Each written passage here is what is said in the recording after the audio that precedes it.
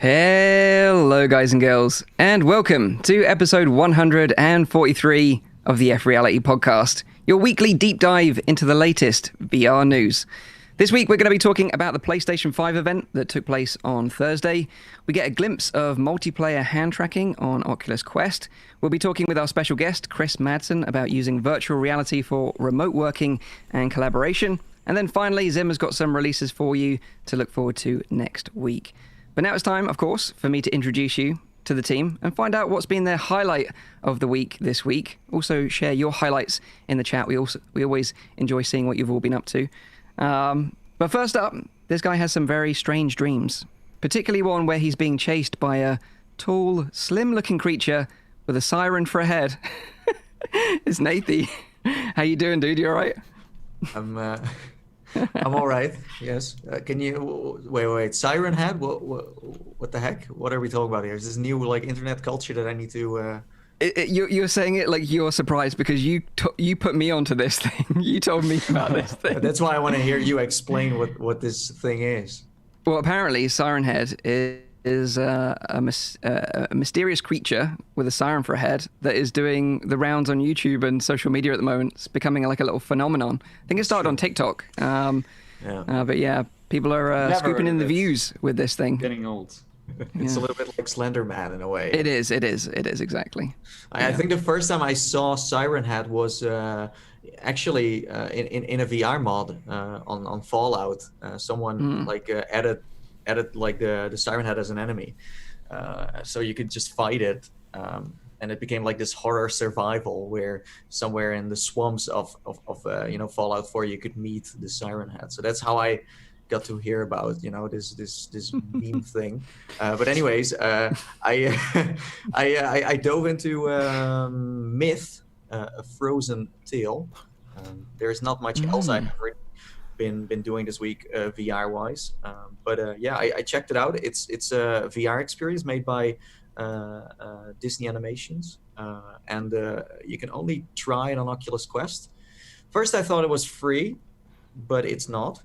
I think it's around $3-4. $3. And it takes you about like 8-9 minutes. You can't interact with anything. You don't need your controllers. You can just jump in and then you can just watch. It's a 360 meets 180 where they kind of direct you on where you need to look. So it was very odd. Like when you look behind you, for example, it faded to black a little bit. I don't know why they did that. I think the reason why is because they wanted you to focus on the thing you should watch. Because even that it is a 360, when you watch it, there is only activity in a certain area, and it's like you watch it like a movie, so you follow everything around. But what it's about is it's, as I said, a Frozen tale. It has something to do with Frozen, the movie. As far as I know, it's taking place right before Frozen 2. So if you are going to try this, then you should watch that, I heard, because then you understand better what it's all about. But you sit in the forest of Arendelle, an enchanted forest, where you get to meet the elementals. So water, fire, stuff like that. But it's very cool, and I heard it's the first real Disney VR experience on any platform. Cool. And do you think this is something that, like if you've got kids that enjoy Frozen, I know that young girls were obsessed with it for many years, they're gonna really love this then? Yeah, totally. I think it's great for kids. I think adults might enjoy it too, but I do feel like I think kids will be more intrigued by this world. But what I thought was super cool is that it's a very it's a visual experience, a pleasure for the eyes, I would say. But at the start, it starts as like a storyteller, and then you are actually like in this room with other people telling the story. But these are the characters that are very similar to the ones you have seen in Frozen 1 and 2. I mean, the character style, so you're like, it really feels like, wow, I'm in the Disney movie, and I think that's very exciting. And this might be a slow start in a way, because I mean, with Disney we think maybe way bigger, but this is one of those projects that people work on at the animation studios as like, I think, a side project, and then they get to release it on the store, just like we had with Bruce, with the Kite experience, where they work on one movie, on Frozen, for example, but then on the side, as a an extra thing to do, they can just pick their own project and work on that, and I think that's awesome. So this is like a result of that. I'm surprised it's not free or used in a way to promote. No, that's what I was also surprised by. Used in a way to promote a new film, because I don't think there's any new Frozen films in the pipeline right now, but it's kind of like generally used as a marketing tool. But for something that's like 10 minutes long that's going to cost you $3, it's like, how many times are your kids going to watch this, or how many times are you going to watch this? No, I think that they put a price on it is a little odd, because I feel like it's so short, and since there's also not much interaction going on, from the viewer's side, it's like, there's no, you watch it once and that's it.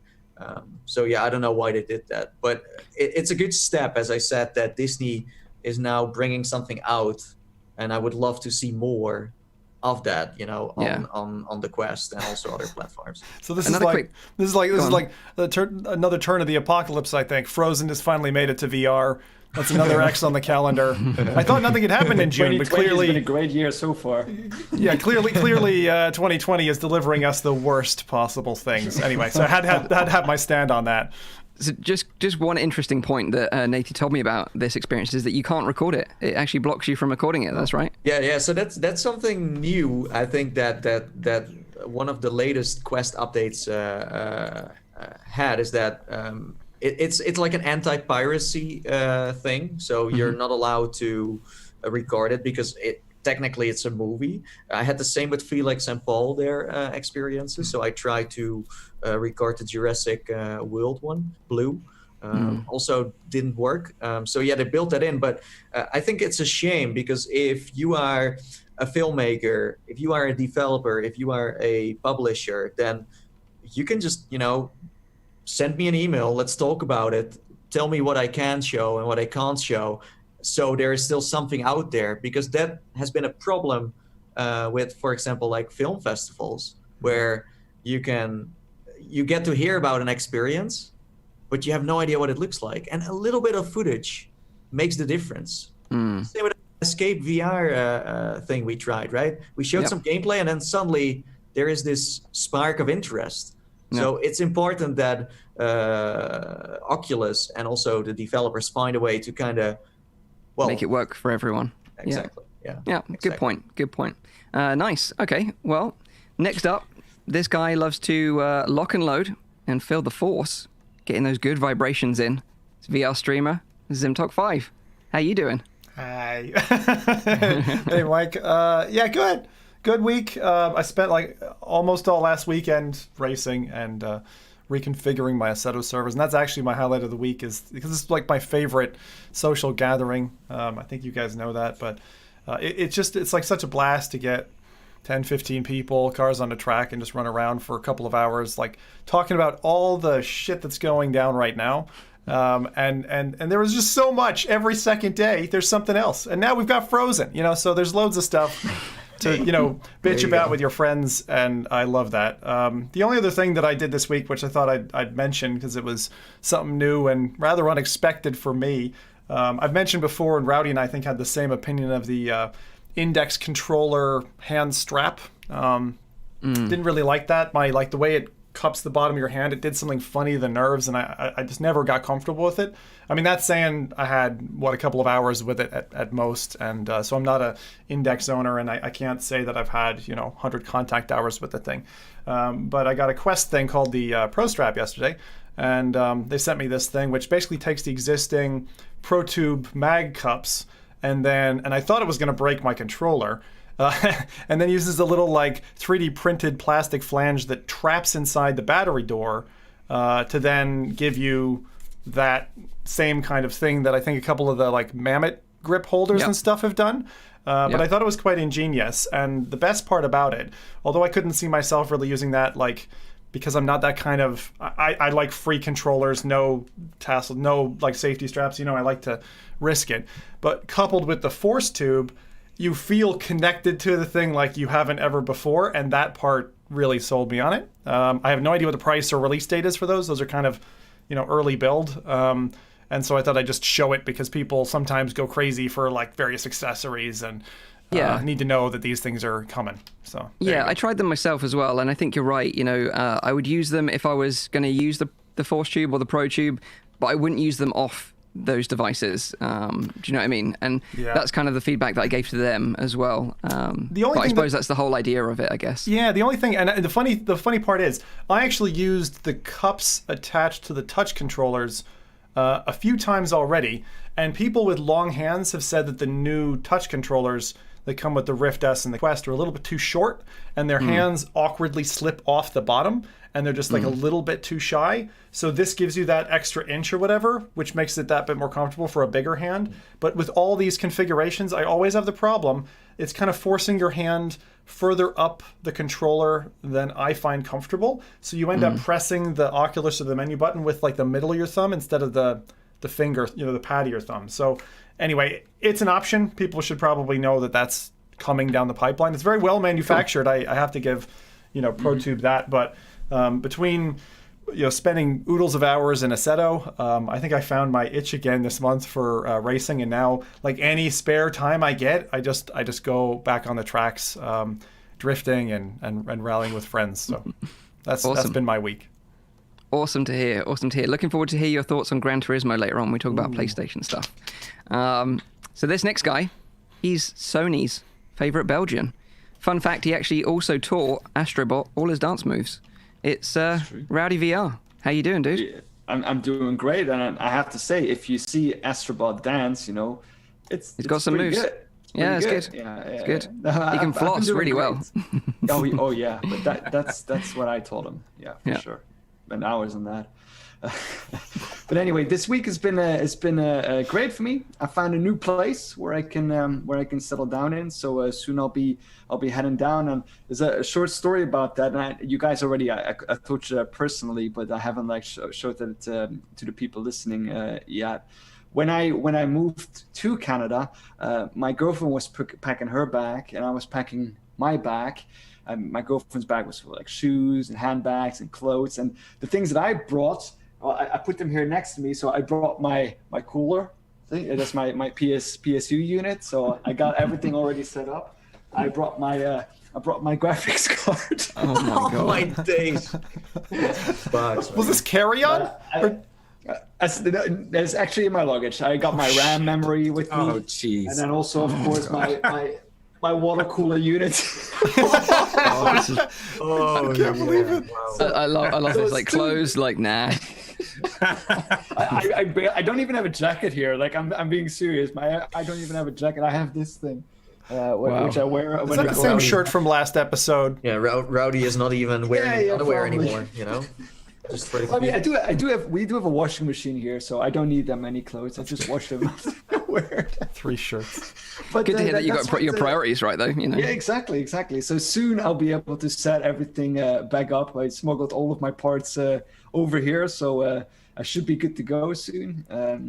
Soon. It's still going to be a little while because I still need to order like a PC and some parts myself that I didn't manage to bring because I was too scared they would break. Yeah. It's actually funny that I managed to bring my graphics card, but I didn't manage to bring like a motherboard or something. But I hope to be set up soon because I do miss it. Like I do miss recording videos and playing virtual reality games for sure. So hopefully I get that sorted out really quickly. Some prison boss. And back to in the morning.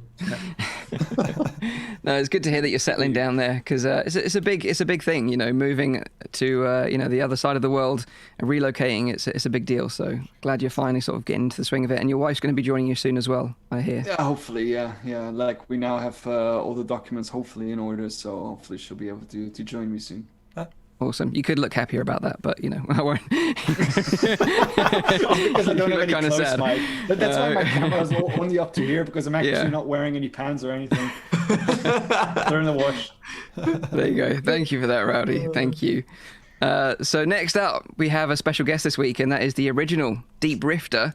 It is Chris Madsen from VR Immersive Education and Engage. Thank you for joining us on the show this week. You got any highlights or anything you want to share with us that you've been up to this week in VR? Yeah, thanks for having me out. Most of my days in VR are spent actually working inside of VR on the Engage platform. A couple of real highlights for us this week is, the first is Victory XR. These are the folks that are famous for that frog dissection and cadaver work in virtual reality. God. They just opened their first virtual academy on the Engage platform, and we got our open house on that. It was absolutely amazing. You start out in this full-on classroom in virtual reality, Ready Player One style. They show this video. They have dinosaurs coming out over the audience, DNA molecules flying around, all kinds of cool stuff. And then they take you into a laboratory where they have Wendy Martin, who's an award-winning teacher, start talking about biology. She pulls out a heart and gives a heart to every participant, and they can enlarge this heart and step inside of the heart to view it from the inside, going beyond the PowerPoint. And that's one of my mantras this year is, how do we go beyond the PowerPoint when we're educating in VR? And these guys are nailing it on that aspect. We had a scientist come in and talk about cellular biology, and he was able to blow up a cell and have us look at it from different angles to see how it worked. And then we stepped into a planetarium that they put together where you can reach into this orb and rotate the stars around you, at will. We watched a SpaceX launch from inside of there. And then we stepped into a Star Trek teleporter, the entire audience, 30 of us in this giant teleporter, and we teleported into a museum. And from there, we walked down this hallway. It felt very Disney-esque, right? You got this hallway, and you could see these pillars all collapsed in the hallway with sand. Were they playing Frozen in the background? Dude, you're right. We went into it, King Tut's tomb, or an Egyptian space. We got sand falling from the ceilings, and we got to explore. And they had all these pieces from the Smithsonian Institute photogrammetry, right? So you got to go up and inspect the busts of these of the pharaohs, and really amazing. Then we went to this place where they had this woolly mammoth skeleton, and this time around we stepped into a time machine and got teleported back in time to a herd of woolly mammoths, and we got to hang out. Everybody's all petting the baby woolly mammoth, and it was just a blast. The 60 minutes just went by like this because we were having so much fun. So this is really this first taste of Ready Player One style environment where you're learning with the best experts in the world, and it's an experiential thing, where it does enhance the learning. You don't forget experiences like that. Yeah. It kind of sounds like you liked it. A little bit. That's awesome if that's your day job, and you get to enjoy that as much, as well as do that for your job, It is. We do a lot of tours, with corporations coming in to see how we collaborate going into the future. I'm sure we'll get into all that a little bit later. Oh, yeah, definitely. We will. The other fun thing that we were doing this week was exploring photogrammetry, with the River team based out of UK. They specialize in doing photogrammetry. We were able to do some really fun stuff with that. But as far as the gaming side of things, I am back to No Man's Sky. And there's some really good reasons why people, if they haven't done it yet, now is the time to do it, because we've just opened cross-platform play. So now you can hang out with the Xbox players, and it's awesome. And they came out with a new mod. One of the things that frustrated me a little bit prior was the fact that you didn't really have true room scale. It was more of a seated experience. And now there's a mod out that I discovered that allows you to have full room experiences, and it eliminates a lot of the elements of the HUD, which in VR was very distracting for me. And now you can clean up that HUD, and from my experience, it's way more immersive. You notice things a lot more, and I can talk about that a little bit later on as well. It's really actually taught me a few things about how do we want to use AR going into the future. And the answer for me is you probably don't want a lot of overlays on your vision, because it is distracting from the real world in a way that isn't very satisfying. But again, we can talk about that when we dive into that a little bit deeper. But We've always been advocates of that on the show, you know, getting rid of HUD and making it more immersive for the player. Absolutely. But I just imagine this in my mind of like an Xbox player bumping into someone in VR that maybe doesn't really understand VR, and then you see this character like actually moving their arms and legs and their head and talking to them and gesturing. That must just blow their mind. If you need one more reason to play No Man's Sky in virtual reality, is to make fun of Xbox players that can't. Absolutely. And there's actually a little exploit you can use with the ability to move in. You know, screw mining and mining materials. That stuff takes too long. Go in and just dance in front of people. They will throw you all kinds of money, right? That's how you get materials. Prostitute. Awesome. Thank you very much for your recommendation, and thanks for joining us, Chris. Really looking forward to getting into some topics to discuss with you later on in the show. So my highlight this week, I've been playing a lot of Hyperdash. That's not necessarily my highlight. I've been sort of testing a lot of recording and streaming methods on Quest. But the game I want to highlight is Down the Rabbit Hole by Cortopia Studios. A lot of us originally played this back at Gamescom last year, but finally had the opportunity to go back and actually go and experience the game from start to finish myself this week. If you're not familiar with it, it's like a kind of a VR adventure puzzle game with an Alice in Wonderland sort of theme to it. You basically play this girl who gets lost in the woods, tumbles down the rabbit hole, and you find a new little friend and companion in a playing card called 4.5, which is kind of a cool little character. And together you kind of work through the story and some puzzles together, which is really nice. You also get to sort of meet iconic characters from the Alice in Wonderland universe, like, you know, the Queen, the White Rabbit, the Cheshire Cat, the Caterpillar, of course. And yeah, it's just like a really nice little experience. You also have to sort of, alongside sort of solving these like puzzles, which some of which can be quite tricky, you have to collect invitations to the Queen's party, which have been sort of lost and are scattered around, amongst the environment. So you really have to kind of search for them to, you know, the little corners of each environment to collect them all. And there's actually different endings based on how many invitations you collect, which is kind of unique. So yeah, it took me about maybe 2 hours to finish. From start to finish, I did it in one session. And I would say it's good. It encourages you to go back, obviously, and find all the invitations to get the really good endings. But I sort of didn't find them all, but I found enough to get a fairly decent ending. But I wouldn't say I would go back to find the rest. But I did think it was fun, and I think it's kind of one of those perfect kind of chill Sunday afternoon games that you just blitz in one session and then you kind of move on. But that is Down the Rabbit Hole. God damn it, Mike. So 90% of the playtime was you trying to solve the puzzle with the flowers? They've actually made it much easier now. Okay. That was very tricky at Gamescom, and I gave them some feedback on that. And they made it a bit more obvious and easier to solve that puzzle, because that was a particularly hard one. Yeah. And you also played Xing? Haven't played Zing yet, to PD's much dismay. So apologies. He'll keep going until I play it, so we'll see what happens. You know, the fact that you're saying, Mike, that it took you 2 hours and you beat it makes me feel the reason I said God damn it, Mike, because I spent I think 2.5 hours and then I had to give up, and I thought it was at least like double that length, like maybe a 5 or 6 hour game. And maybe I was just at the last door, you know, or something. Or I'm just terrible at these games, and you're just great at puzzle games. If you're stuck, I can point you in the right I'm direction. not stuck. Say nothing about Shadow. Nothing. Okay, just zip it. Thank you. But yeah, Down the Rabbit Hole is on Quest, Rift, and PCVR on Steam if you're interested in checking it out. Yeah, it's a good one. So before we get into the news this week, I want to say thank you again to the sponsor of the show, and that is, of course, Synth Riders. They've been looking after us for the last few weeks.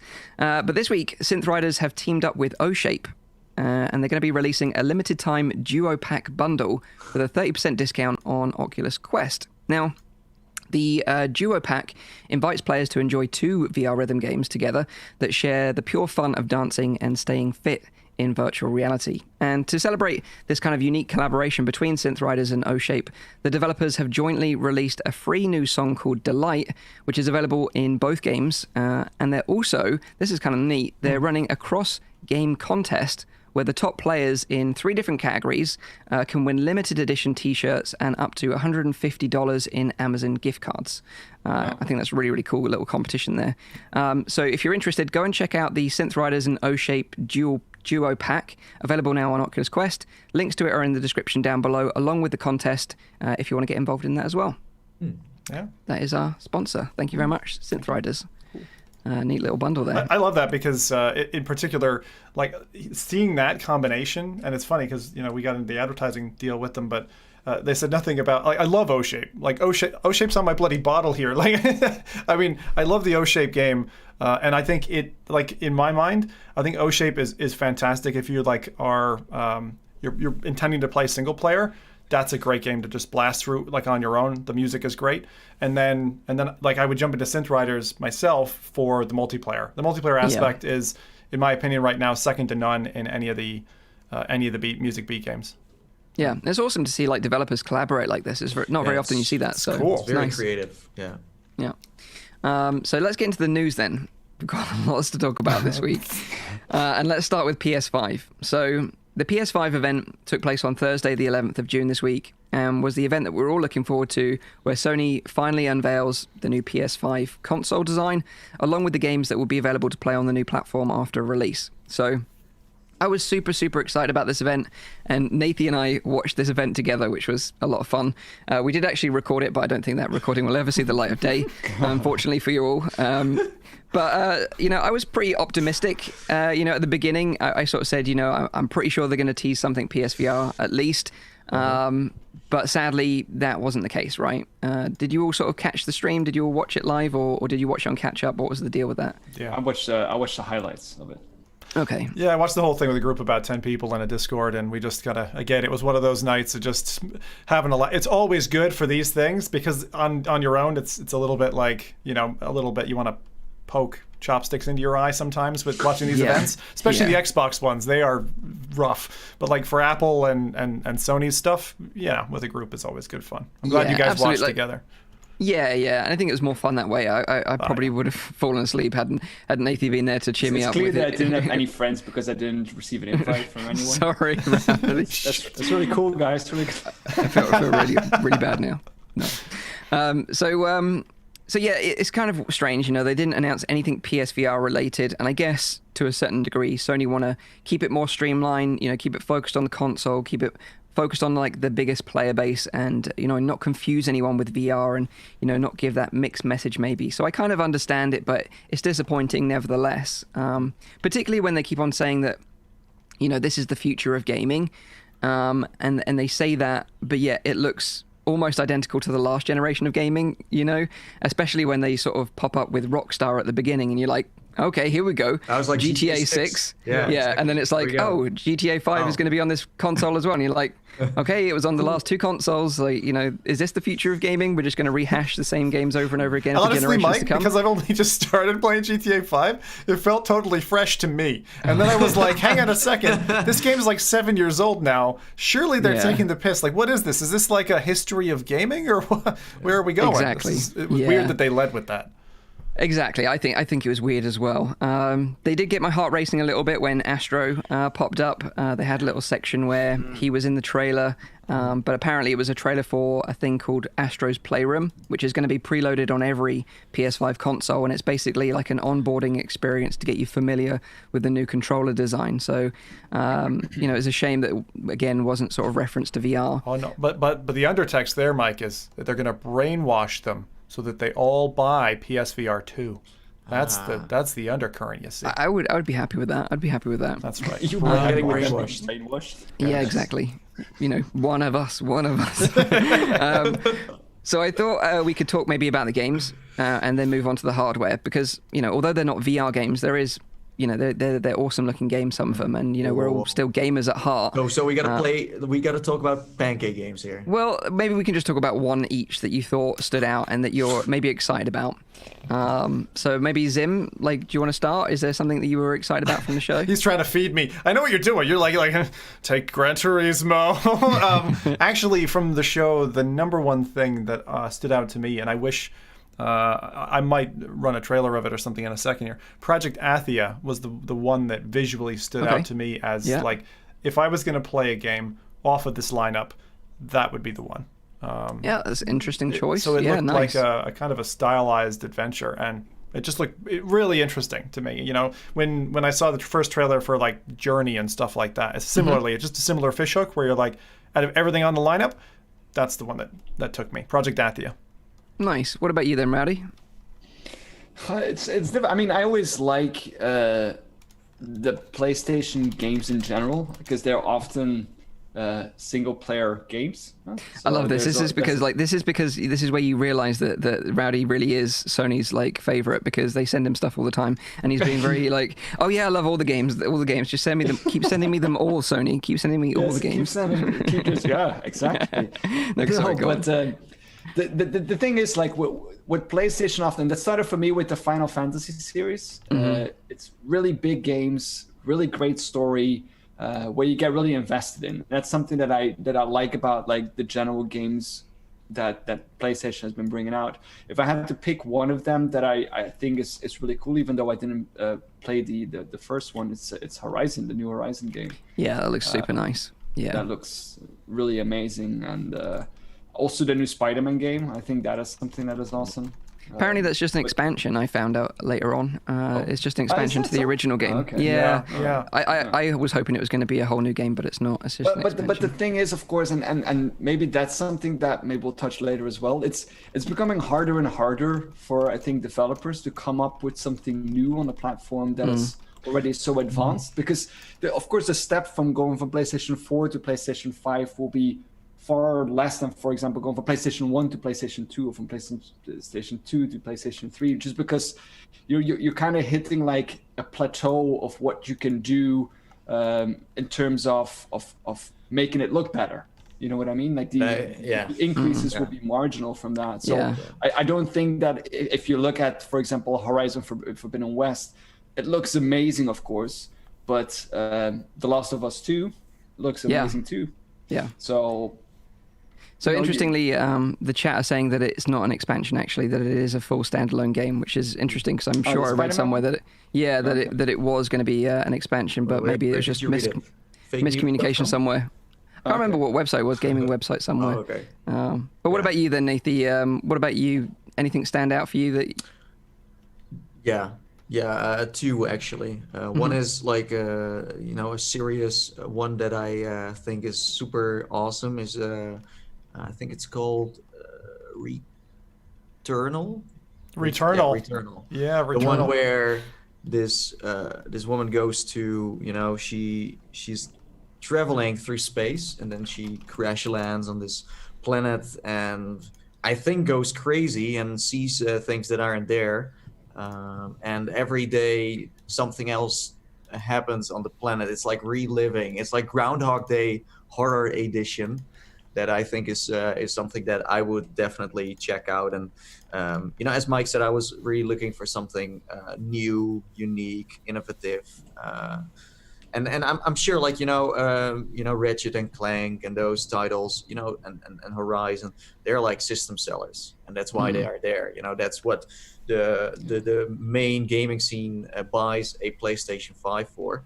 But I love when new studios get the chance to also work on something and then show it off, especially at this reveal, because it's a big moment, right? To get some airtime from Sony to do this.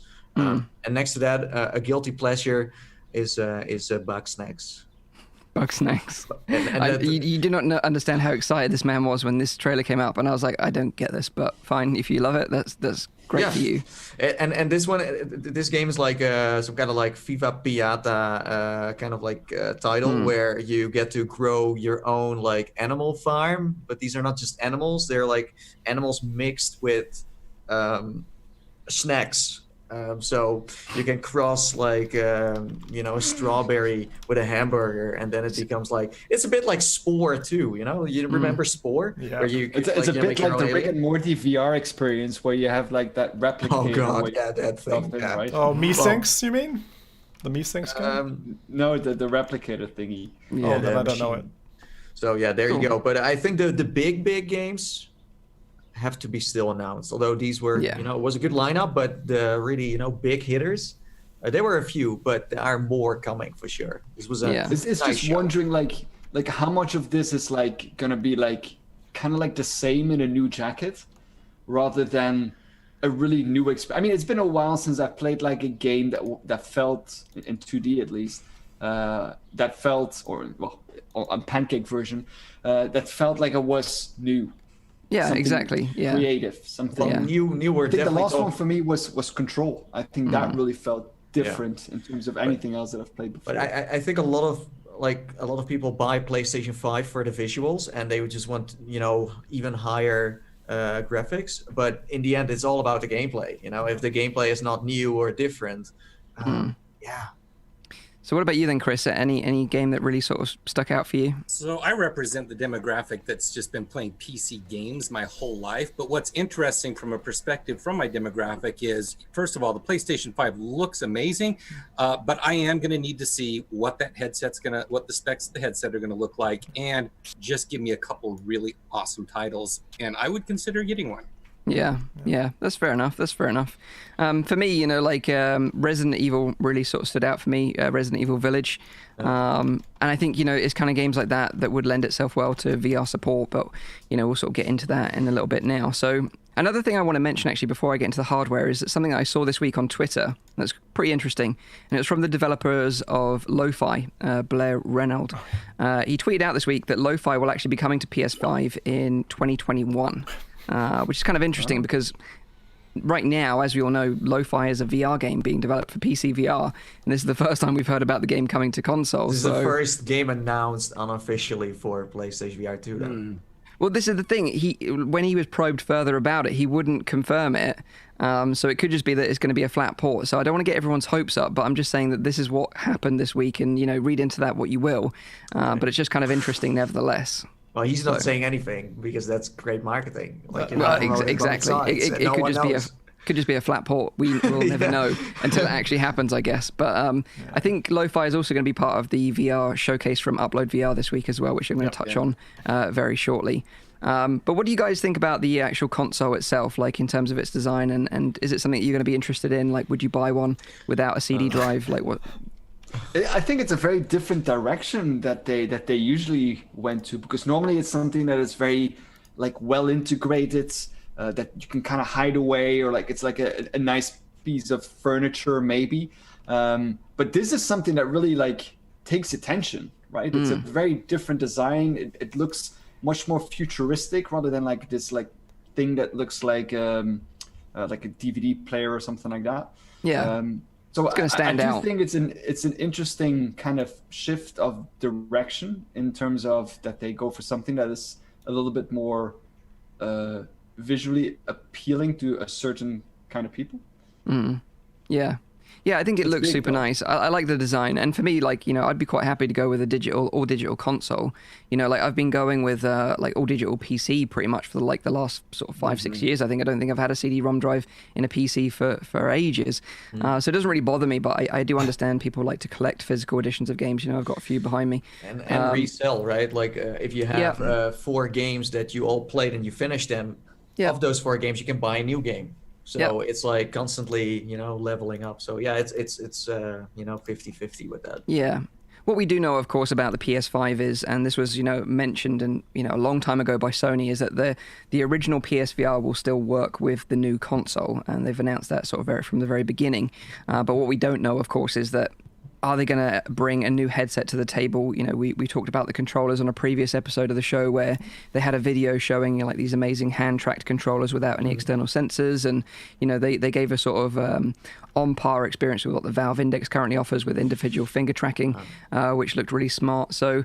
Obviously we don't know anything about that right now, but I think, from what we've seen, they want to sort of stay laser focused on getting the console out for everyone, and then I think they'll announce whatever's coming. I think that's smart. That's also what the majority of the people tune into that event want to know. What is the new console?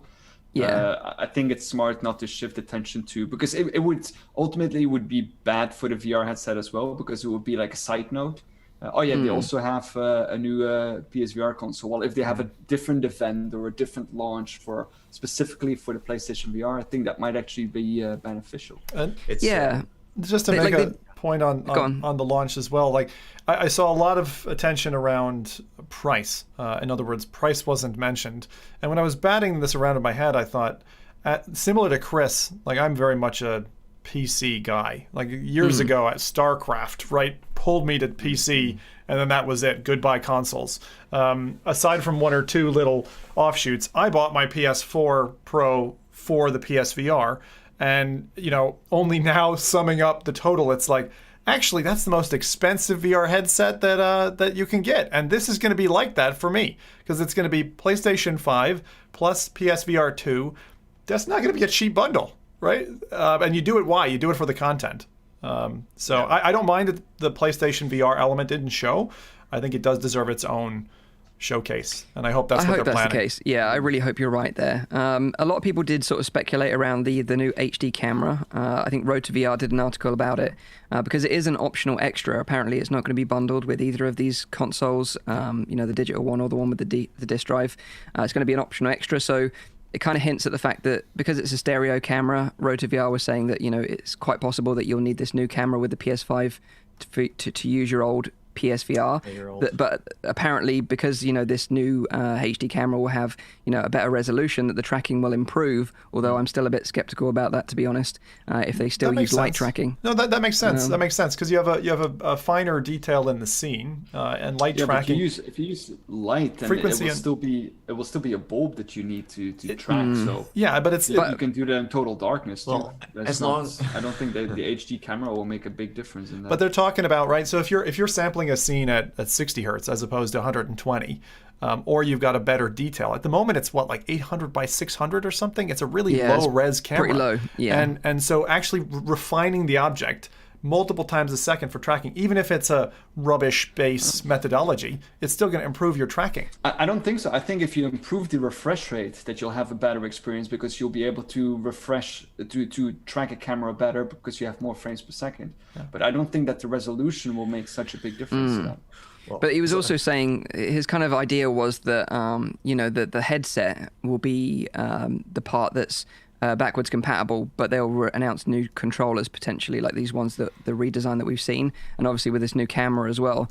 So he's almost suggesting that the PSVR will retain the headset, but the other parts will change, and maybe use like the electromagnetic tracking with the controllers, like we've seen in the Pico Neo, for example, where it could be occluded behind your back and it still be tracked. That was the suggestion from them anyway, but for me personally, I just hope I'd rather see like a whole refresh, new headset with inside-out tracking, new controllers. But that's just me. Well, you know what I was hoping for? That the PlayStation, the PS5, would have kind of a shape where you could like mount a PSVR headset on. That would be awesome. It's actually just a big elaborate PSVR headset holder. That's what you want. But the one thing that no one's talking about, I find to be the number one standout point as a console, even if it's sitting 3-4 feet away from me, maybe a bit further than that when I'm playing, is the noise. Like this thing doesn't look like it's housing a 60, 80, 120 mil fan. It looks like, unless it's going to be passively cooled, which for the kind of specs that they're running, I doubt, it's probably going to be another jet engine sitting in the corner of your room making a bucket of noise. And that's not good for broadcasting because you have to find some way to muffle it out. Or they pull the trick with what they did with PlayStation 2, where you first buy a PlayStation 2 and then you buy a PlayStation 2 Lite. Yeah, it becomes even smaller. That's what I'm trying to say. But if you look at the design, I think airflow-wise, it's the best one so far, the way they have designed it. But of course, they didn't play that fancy commercial with like the sound it makes. So, I'm curious. It will always make a certain noise. I mean, it's the same with a computer, right? And if it's packed in there and you play the most demanding games, I'm sure it's gonna make some noise. But hey, that's the difference between buying a computer and a PlayStation is a PlayStation, and you can't change anything about that. Yeah. And with a computer, I mean, you can decide what you put in there. So, but I'm sure they have worked on that. All I just hope is that that the PlayStation VR 2 is not going to be a front-facing experience. Yes, light tracking should change, but the fact that it's front-facing, I do think they're going like the Rift S way or the Oculus Quest. Yeah, inside out. I hope so. I really hope so. Absolutely. But maybe there's some backwards compatibility though with the original PSVR headset. That's what they're saying, right? Like that's what they're saying. But whether they can whether they can improve it to a point where it could be 360, I really don't know. But, we just have to wait and see. It's all speculation at this point. Dude, like I said it before, if they go Quest Oculus Link style, where it's like PlayStation Portable, dude, like I would love that. There's nothing else I need anymore in my life. Yeah, I would love that. I actually really wonder. You know how the thing looks like a bit of a router? It looks like a Virgin Media router. I wonder if they're going to do something smart with like 5G in-home streaming, casting to a PSVR2, something like that. Like hooking on Nathan's point there, I think that would be a really interesting concept for PlayStation to do, because the number one thing that I would say, especially with the first provision of the PSVR, is that clunky connector box. You had another connector box. It was like putting it together wasn't simple. And one of the things that consoles, again, being PC master race, so you're sitting here along with Chris, like it is absolutely baffling how idiot-proof consoles are, because it's literally HDMI cable to the TV, power cable, and you're gaming. It's like that simple. It's ridiculous, and it feels like a sin anytime I move my PlayStation and plug it in and then play a 2D game on it. It's like, it can't be this easy. It's wrong, Yeah. So if they can do that for VR, let's have that, please. Yeah. I hope they just launch a new headset, and that Resident Evil Village, we can all be scared to death in VR again, with a Resident Evil experience. That's what I really hope. That's some weird wishes, Mike. I know. I'm a sadist. What can I say? It looks good, but it kind of looks like Resident Evil 4, I think, was the one with the village and the guy at the top who chainsaw you in half and all this kind of stuff. I like it. You like that? It looks awesome. Like You like it until you play it. Yeah. Let's go. Bring it on. That might get me back in, Mike. I love to be scared too, man. Standing ovation if you make me scream. Oh, yeah, absolutely. So yeah, hopefully, although we're disappointed that we didn't get a PSVR announcement this week, hopefully, when it comes closer to release, or maybe after release, they'll do a separate event for PSVR, and we'll get all the juicy details that we want and need. I don't want to go on a tangent, but I do want to mention one quick thing. Remember when we saw the PlayStation trailer that had like the Egyptian tombs and the dust and the light particles? If they can do that with Gran Turismo, and then Gran Turismo has VR support, then that's going to be incredible. Oh yeah, absolutely. It'd be amazing. Like it just lends itself well to that, doesn't it? Gran Turismo. Same with Resident Evil as well, I think. The thing is, one of the things in driving sims that really changes it is like dynamic shadows, lighting, day and night cycles. All that stuff is like really impressive in VR. And unfortunately today, there aren't many titles that can offer that kind of visual fidelity. So if we can get the fixed frame rate that a PlayStation can offer, I'm just hopeful. That's all I'll say. I'm hopeful. Hopeful. That's a good word. We can all just remain hopeful. Let us know if you're hopeful in the chat as well. I'd like to know what your thoughts are. But let's move on to the next bit of news this week, and this is kind of a bit more fun. This comes from Daniel Beauchamp and Upload VR. Now, Daniel Beauchamp is the head of VR and AR at Spotify, and he also makes and shares some really interesting and unique hand tracking experiments on Quest. I highly recommend you follow him on Twitter, as he regularly posts clips of his experiments. And to give you one example of many that he's created and shared on social media, there's one where he made a game of Jenga in VR with hand tracking on Quest, and every time you remove a piece, your fingers extend and get bigger and get longer, making it even harder for the next time. So he's got some really fun and unique experiments that he shared on there. So follow him. His Twitter is @pushmatrix on Twitter. So @pushmatrix. But one of his most recent experiments is networked hand tracking on Oculus Quest. And this is the first time we've seen networked hand tracking on Quest, which is really cool. And it kind of reminds me of when Nathan and I tried the Oculus toy box for the first time, years and years ago. And you were able to sort of like just make hand gestures in a rudimentary way, I guess, with the controllers back then, but we thought it was the most amazing thing ever. And also kind of interact with objects and sort of share that experience with another person. It just made it way more magical. And I think, with this experience that we're probably showing now in the video, you'll sort of understand the magic behind it. Because as we're seeing more and more sort of hand tracking experiences come to Quest, it's awesome to get a glimpse of what to expect with this sort of networked hand tracking feature in the future. Because like hands and the way we move, like I'm doing it now even without even thinking about it, the way we sort of gesture and articulate and the way our body language sort of portrays what we're saying and the way we're feeling is such an important part of communication and the way we communicate as humans. And we do have that to a certain degree in VR, but I think controllers kind of lose the finesse of that a little bit. You know, they lose the translation a little bit. And that's also the reason why it will become so important to get facial animations in there, because a lot of our direct communication is actually coming from our facial movements and little small things that you won't even consciously notice, but you can get a lot of conversation from facial movements as well. Yeah, absolutely. And watching this like video, because Ian Hamilton from Upload VR did an interview about it with the creator, and you know, just watching them talk, it looks very natural, and you know, it flows really well. And Ian was saying that it was much more immersive because they had that kind of experience together. So it kind of is just a really interesting use case, and I'm sure we're going to see it more. And hopefully, you know, in the future, Horizon will have this. You know, social applications like big screen and VR chat, like we've talked about in the past, will have these features as well. OhShape has been using this for a very long time. You know, with Leap Motion. With Leap Motion, yes. But of course, not everyone had a Leap Motion because you still had to plug it in. Now it's built into a headset. Exactly. But, it would be nice to see that, you know, make its return and then also become like mainstream within the VR scene.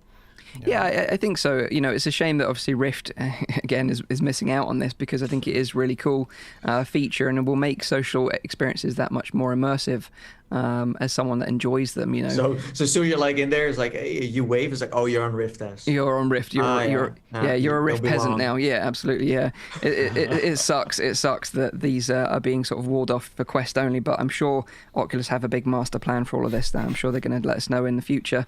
But I'm kind of intrigued, Chris. Like, what do you think of this kind of networked hand tracking, and is this something you've ever considered for sort of Engage as a platform?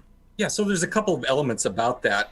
One is, I mean, as awesome as hand tracking is, and it is, when you first do it, it's like, wow, finally my hands are in the experience. But there is some issues still, being able to get fine-tuned, to hold instruments, to be able to push small buttons, things like that. Still not quite there yet, and I'm sure that's going to improve greatly over even the next 6 months.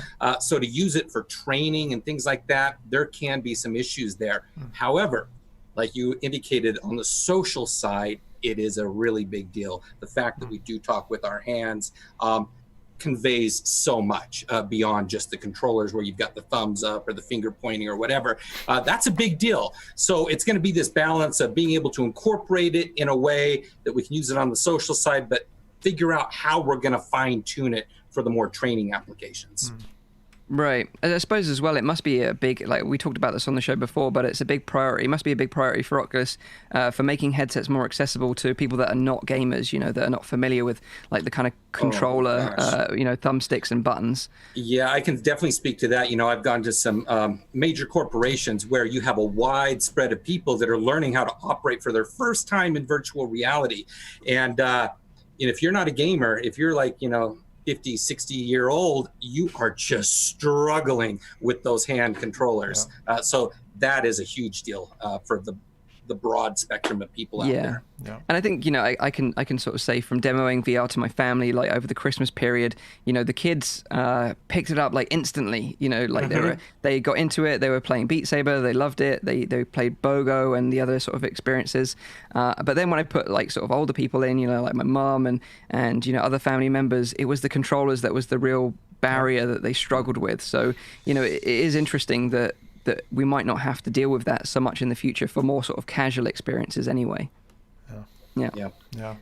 So yeah, that's a little sort of look at the future potentially with sort of social hand tracking multiplayer experiences. I just thought it was really cool to share, so I just wanted to sort of share it with you lot. But if you're interested, go and check out the interview with Daniel and Ian Hamilton from Upload VR. I've put a link to it in the description down below. Cool. So the next bit of news is interesting as well, and this is where some people might you know, I'm really interested in your Rowdy's thoughts on this. Man. Oh, okay. This is bad. But this news originally came from a tweet from Danny Bittman. If you're not familiar with him, he's the developer behind Color Space, which is this like super chill virtual reality coloring book experience on Quest and Rift. It's really nice and relaxing experience if you just want to chill, forget about everything that's going on in the world right now. It's kind of a nice way to escape, just coloring in some sort of landscapes. But this week he tweeted something out and it kind of caught my eye, and a lot of people were talking about it as well, so I thought I'd sort of discuss it on the show. But this was his tweet. I'll read it out verbatim.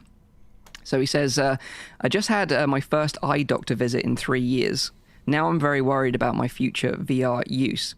I have a new eye convergence problem that acts like dyslexia. The doc, a headset owner, is convinced my VR use caused this. He said that these glasses are usually glasses that they would prescribe to 40-year-olds, and obviously he's a lot younger than that. He's 25, I think.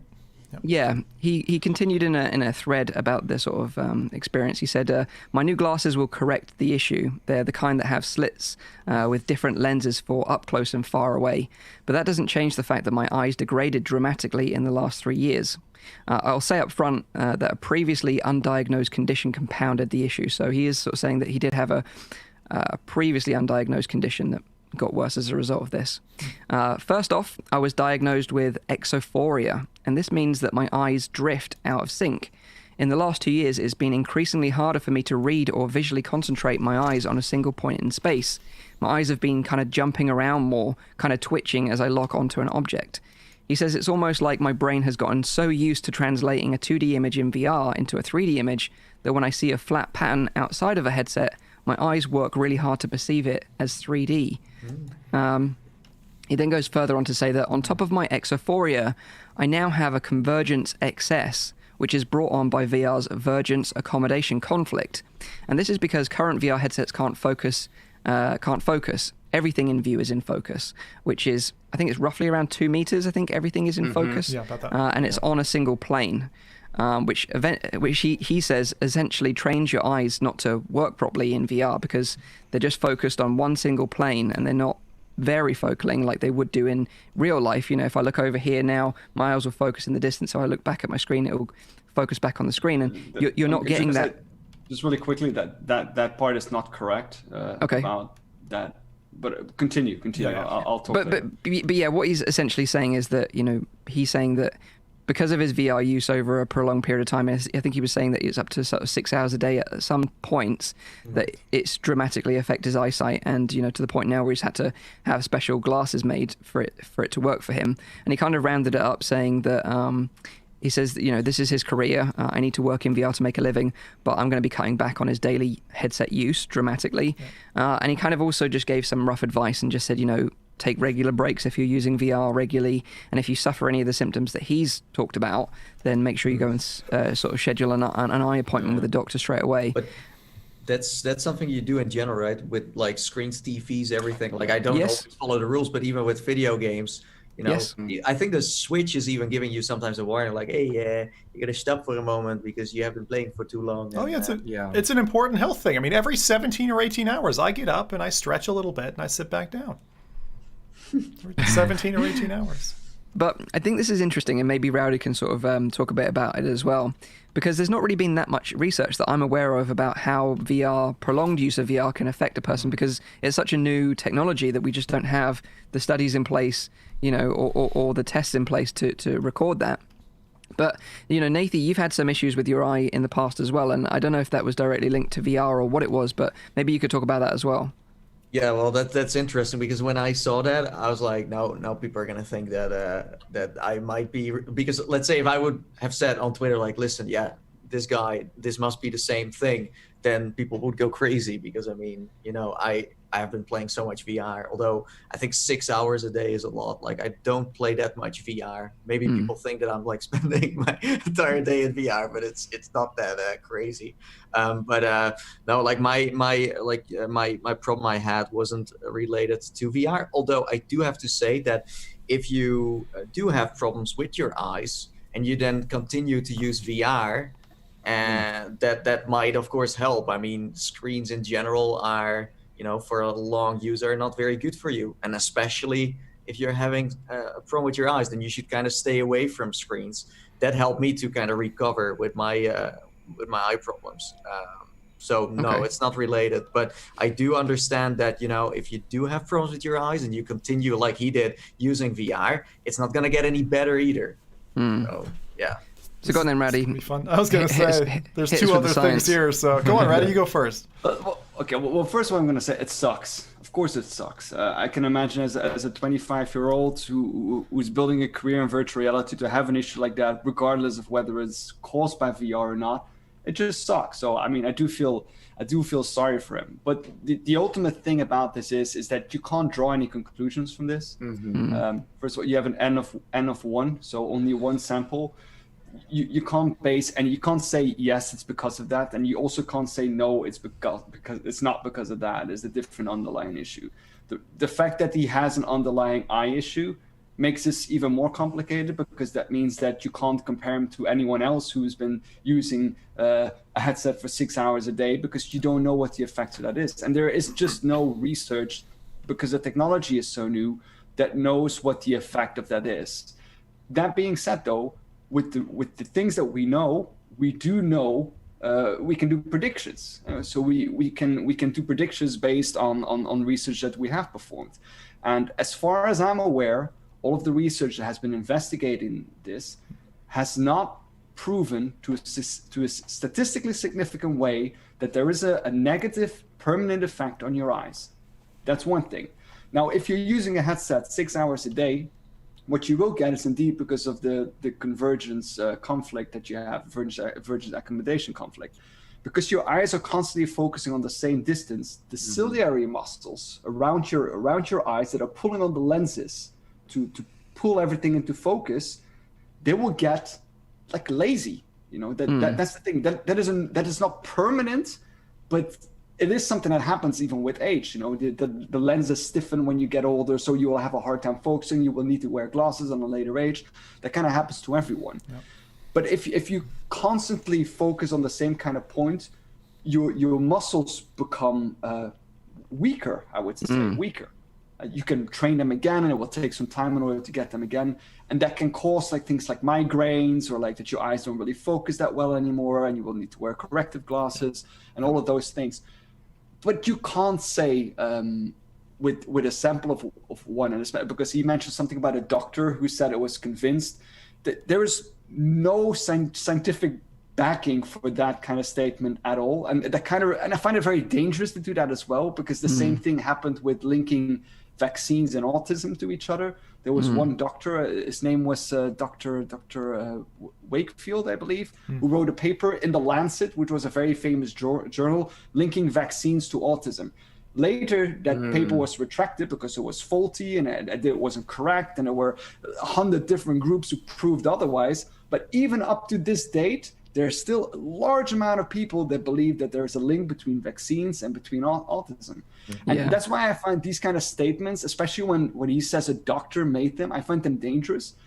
Because even if it's true, it could be, I'm not saying that it's not true, but at this moment, there's no scientific backing that can back that kind of statement up. So I don't think you should make that kind of statement. And I think the worst thing that happened as a result of this was that somehow, I don't know how, the BBC caught wind of this tweet and then wrote an article BBC? about it.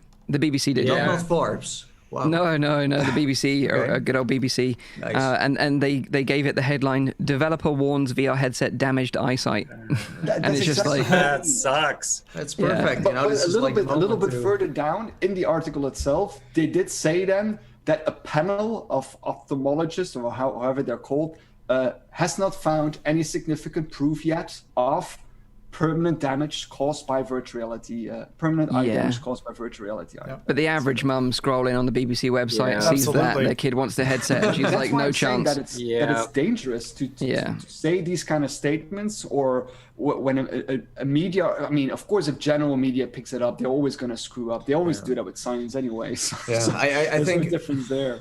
I think instead, what Danny should have done, because he has a pretty big voice in the VR scene, that he should have opened the discussion instead, and say listen, okay, this is it. This is what I think. Anyone else? Let's talk about it, because it is a good topic to talk about. To a certain degree, I think he did do that. I think, and the BBC certainly wrote an article without his knowledge or support. Yeah, but so naming your doctor for a lot of average Joe sounds like, okay, doctor knows everything. But again, I'm going to say it again. Using a headset for 6 hours a day will cause eye fatigue. Your eyes will probably be getting red. You will get a little bit of a headache. All of that, I think, is very plausible to happen to certain amounts of people.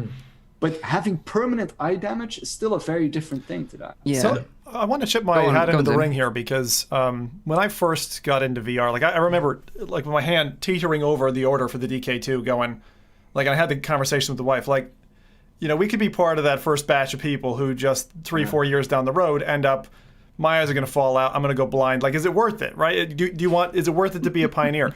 And I did have it was a transient effect, but for a good 2 months, and at about 4 months into using the DK2, which again isn't a high resolution headset, I found when I was driving, similar to what Rowdy described, my eyes had kind of been trained to stop caring to focus. So if I was trying to, train my eyes on car 4 in a line, they were like permanently wanting to relax. And it was rather like, it's almost like slipping into a groove. That's what I found. Now, it was transient. It didn't stick around. I definitely noticed it, and I absolutely attributed it to my high number of hours in VR usage. But again, for me, it was a transient. The thing I wonder about this guy's, not just his statement, but actually his work construct, the way he describes it, is he talks about these kind of 3D modeling apps and things like that he's working in VR.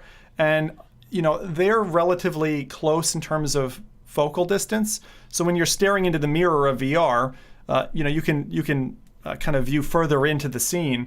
But if you're looking at the same unvaried, context all the time, I wonder if that has exacerbated his symptoms here.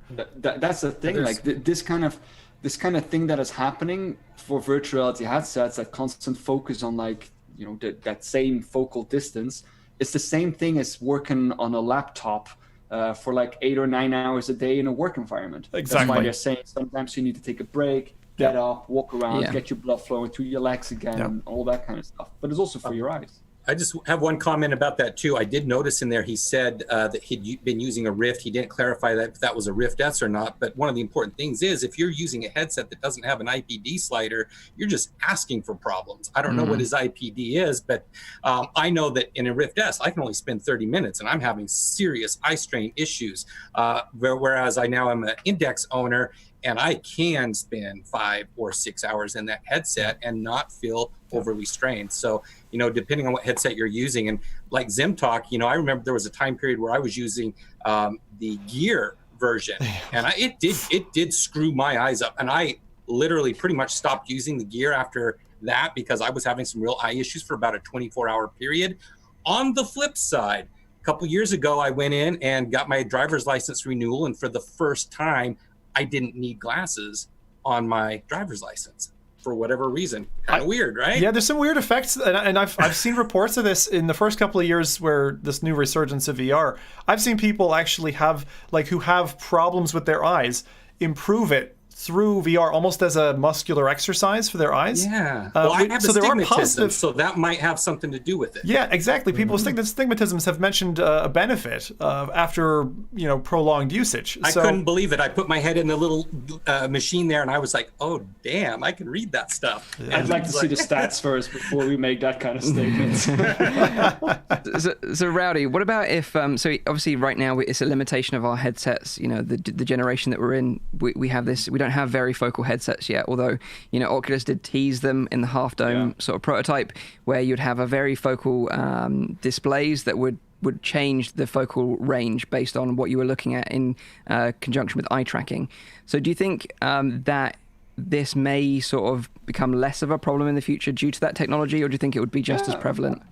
I'm almost convinced of that, because the way our eyes work is basically collecting light. So it's reflection of light that we collect in our eyeballs that generates the image that we see. So the thing with our natural world is that the way that light reflects is on all kinds of different kind of surfaces from all different kind of distances, and they all have different angles in which they reach our eyes. But with a lens and with a display, that display is always on the same distance from the lens. So the way that the light will hit your eyes will always be the same distance. But if you have a very focal lens, even though you can't shift it 2 meters back, but you can make the angles much more similar to what they would be in the real world. And I think that's a very interesting concept, and that will indeed, I think, make it much more comfortable for our eyes to be wearing virtual reality headsets. And I think it's really awesome that Facebook is working on that particular field. Yeah, awesome. Okay. Well, I thought it was interesting to talk about, and certainly got some discussion going there. And just want to sort of round it up by sort of saying that, I wish the best to Danny Bittman, and I hope he continues to develop apps and games in VR, and that his new glasses help with his eye issues, and hopefully it is just an isolated case. But if it is true, then I'm the first one going blind. So we will be the first ones. Yeah, exactly. So if we're blind on the show, then that's when we've got a problem. So the last bit of news this week is just a reminder, really, to tune into the VR showcase from Upload VR, which is going to take place on Tuesday, the 16th of June, next week, 8:30 a.m. Pacific time. So if you're in the UK like me, that's 4:30 p.m. UK time, 5:30 p.m. Europe. I'm not sure what time it is in Canada. Sorry. Rowdy, I feel like I've left you out again. I'll figure it out. Yeah, but you'll be able to watch the event live on Upload VR's YouTube channel. It's also going to be on IGN, which is awesome, and the Summer Game Fest, which is also awesome, which is going to be hosted by Jeff Keighley. And you can also check it out in VR in big screen as well, just like this fine show. There's going to be loads of really cool VR game announcements and trailers, including the new game from Fast Travel Games, Wrath, The Oblivion Afterlife, which they teased this week. We've got Vertigo Remastered, the original Vertigo games being remastered, so our first look at that. Lo-Fi, like I mentioned earlier, and Solaris. So make sure you put this in your calendar. And what are you guys like? What would you like to have? I would like to see a Moss 2. If I would love a Moss 2. Or yeah, maybe I like story something, but that would be. Can I say something completely unrealistic? Okay. Go on. Prototype VR. Okay. Yeah, that was a classic game. It was a good game. Yeah, something with superpowers where you're a bit of a bad guy. Yeah, it's kind of nice. But yeah, like I would be so down for a Moss 2. Like we're overdue that game like so long. I love Moss so much. I really like every now and again I keep thinking that I just want to go back and play it again. I'm thinking about doing it on a live stream, but it's kind of like an old game, so I might just do it for myself. But what about you? Any other sort of wants, needs from you guys? I'm need burnt out at this stage. I don't know. I just like this year. I'll just take whatever they can give me. Like I'm probably going to be happy, as I have been for the last kind of like 6-8 months now. We've just had a pretty constant stream of good stuff. So, give me whatever. I think the thing that I'm worried about isn't this event and the unveiling. It's, are we still going to have the same kind of steady trickle that we've had, 6 months, 8 months from now? Or are we going to start to see a dent because of everything that's happened, because of the slowdown and then that catching up with us news-wise? So I'm hoping that the spill now doesn't reduce the flood, let's say, pre-Christmas.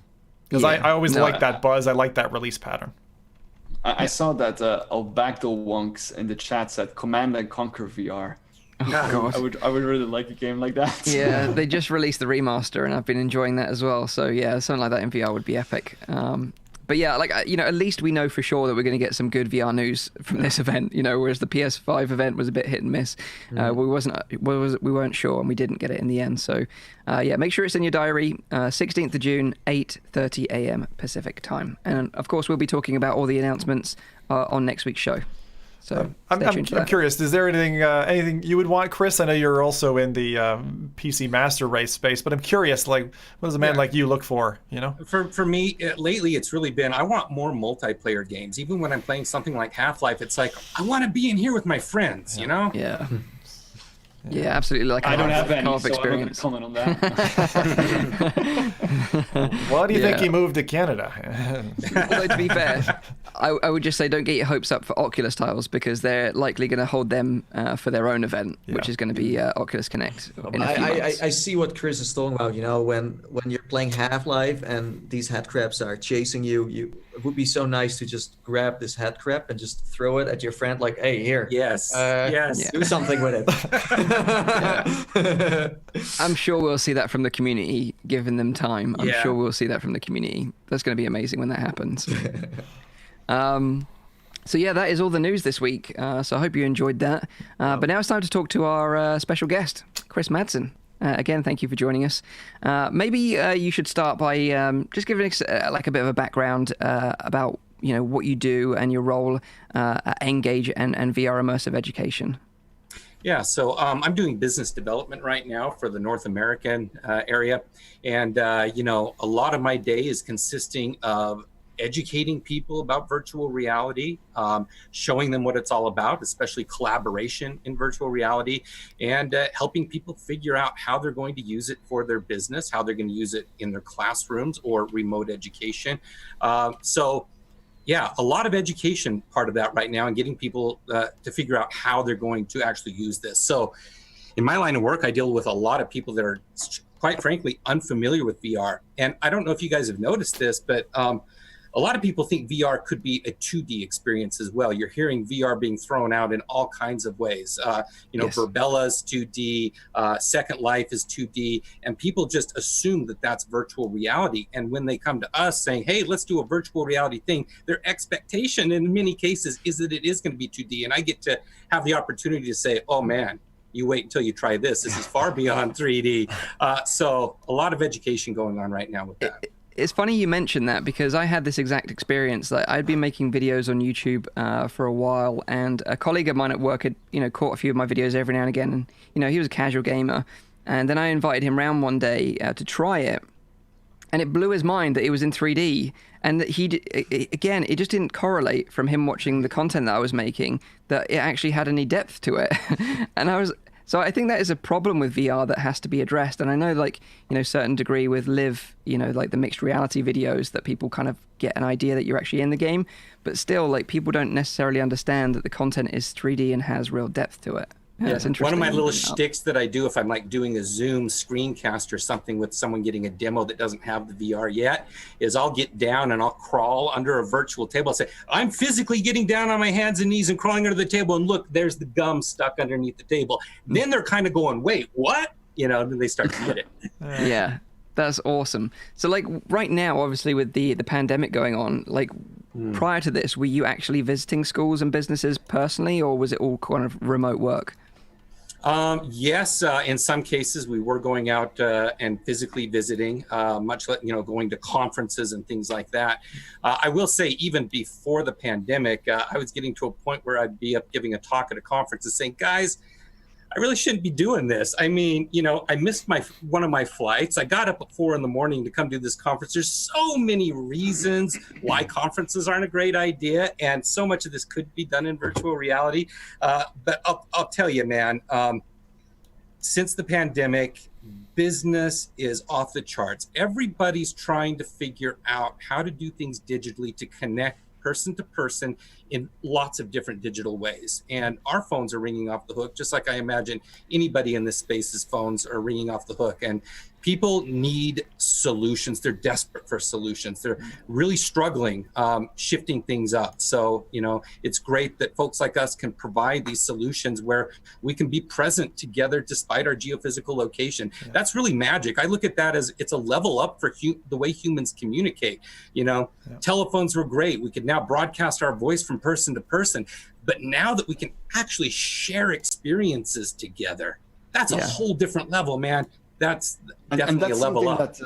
That's something that we've said already for quite a while on the podcast as well. It's something that I would really enjoy myself, and I know Zim said that a couple of times as well. It's having your own virtual office, literally a virtual work environment with a whiteboard and giant screens where you can just work on and do the regular thing you would do if you go into the office. Having that in your home environment and just putting your headset on when you wake up in the morning and going to work. It would be awesome to do something like that instead of taking the bus for 45 minutes or taking the train and heading to work. And I think this pandemic has indeed shown that, there is a question for that. The people want a solution for that. So I do hope that something like that starts rolling out after this as well. It's so cool. I actually do have a persistent office on Engage, and it's just an amazing office because I get to decorate it with things that are important to me. I've got our little HTC statues over there, and I've got this oak tree that's in this poem that Caitlin Krause put together for a friend of mine that passed away. You can really just make it the way you want it. And I've got this awesome samurai sword that's on the wall behind me. And when guests come in, I'll reach up and pull the samurai sword off that one of our educators uses in one of his lessons. And I'll hand it to him and let him swing it around. I got the sword of Damocles hanging in the corner of my office. How cool is that, you know? And it's persistent. It's always there. You can come in and decorate and it just stays the way you want it. You've got computer monitors and giant screens that can rise out of the floor. It's great. I like that, like the permanent factor of that as well. Like we were talking about last podcast, I mentioned Peerhead Arcade and getting one of those circus machines where you have the little grabby hand that, you know, goes down, grabs the stuffed animal. And I'd gotten the stuffed animal for my daughter or something, and I had it on the side. But then knowing that I could go back to that stuffed animal, like it had meant something, like I'd earned it. And years ago, that was and the reason I still think Minecraft is such a big deal, because although it's digital, you have to put real work and effort in to get the thing. And that's what I think that like Oculus, in Oculus Home, they did so well. And I would compare it against maybe Steam VR Home, in that objects are of a set scale. They're a fixed thing. They're in a place. They're still there when you come back. And when you get one, it's yours. You know, you keep that and you're able to deploy it or play it around with friends. And you can even have friends come and mess your room up, right? And they're like, at least they got a button to reset it, you know? But there's something about that I think we're all itching for, and just like looking for that environment, you know? Yeah. And I think it's interesting, you know, because a lot of these businesses probably just thought, oh, you know, this virtual reality remote collaboration, it's going to be in the future. Like, we'll just deal with it, you know, in the future when it happens. And it's kind of being forced upon them now in this current climate, you know, so they have to, you know, take notice and actually do some research into it. So like, how has that sort of affected like Engage as a platform? Like, you know, you said that the phones are off the hook right now. You must be crazy busy. But it must also be difficult because getting hold of headsets is difficult as well right now, right? So it is. Although the demand is high, getting the technology to actually use it is very hard to get hold of. It is a challenge, you know. It is hard to get their hands on headsets. I'll tell you, Pico has been pretty amazing. Pico's doing a great job at getting headsets out there. And that's a great business solution. You can brand those headsets, and it's really made for the enterprise sector. Quests obviously have been very difficult to get a hold of. And a lot of folks are starting that engagement on 2D monitors, right? We support the PC, and very soon, you're hearing it here first, we're going to be supporting all the Android standalones, and that includes cell phones, right? I've got Engage running on my cell phone, some prototypes of that, and it's awesome. So a lot of folks are going to be entering VR from their monitors to start with until they can get their hands on headsets. Right. And I think, you know, from looking at the website, you've got like an onboarding process where businesses can try it out for free right now, right? And then if you're a super large enterprise, then, you know, there must be a subscription model in place or something similar. So there's some free, you can have a pro version for free and sample out all the different tools. And then we have all kinds of options for enterprise users and education, you know, K through 12 and higher education, where they can just give us a shout. We'll work something out with them where we give them, you know, a free ride for 30 days and let them see what it's all about. Yeah, that's nice. And in terms of like, say, like education, for an example, like, you know, universities, would they then encourage their students to go and source a headset, or like, how does that work? You know, that kind of remote education aspect. Yeah, much like a textbook, right? I mean, the fact that we can have 6 DOF for $400 is mind-blowing to me. I mean, we've come down from 2,000 to 400. Now you're talking textbooks range, right? So right now, it's not necessarily the cost that's the barrier anymore. It's just getting your hands on a headset. For higher education, we're seeing a lot of use cases where not only are teachers exploring how to give classes over distance, and in a lot of cases, they might even use Engage and do a YouTube stream from inside Engage, because there is something compelling about the body language and being able to pull out those 3D objects and stuff. So just, and they're doing a lot of special projects in higher education as well. K through 12, what's awesome is you can use Engage not only to do classes and consume these classes, but also learning how to create within virtual reality, because we're at that stage, right? We're in the Minecraft generation where kids need to learn the skills to create in 3D, because that's the future. And so Engage gives them the opportunity to build things and build environments and use editors and dope sheets and timelines and all these things to create in and get a really good taste of how to do that. Yeah, because I remember a while ago, I think it was about a year ago, we jumped in, I think 3 of us jumped into Engage, and Yes. we had a look around, and there was like a lecture theatre, and we could draw on the whiteboards, and we could take the pew and do a little presentation if we wanted to.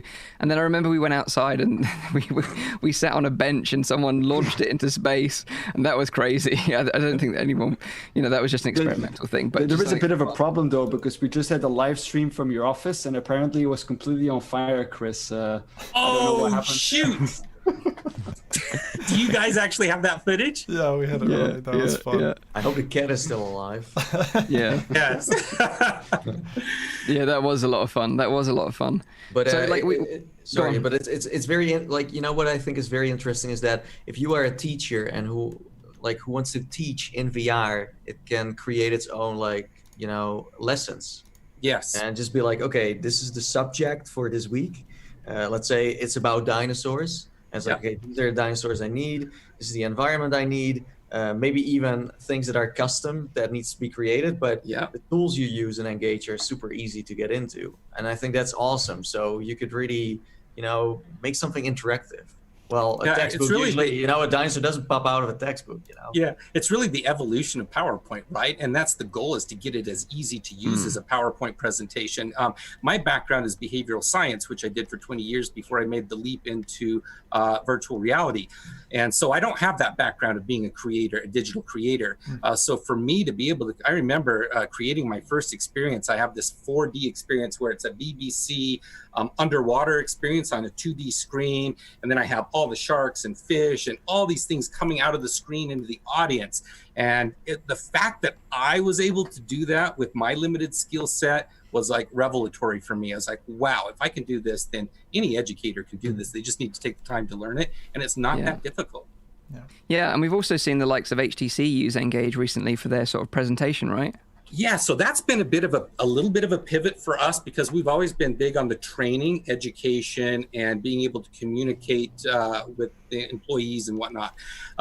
And we've always done events, but the fact that everybody has to take these larger scale events online now too, that is probably our biggest request at this time, is the event sector. And so HTC reached out to us because they were looking at having to cancel their big event in China, right? So they reached out to us, and we put that together in within 2 weeks. It was a crazy amount of work, but it was amazing because we were able to take the speakers such as Alvin Wang Grayland, president of HTC Vive China.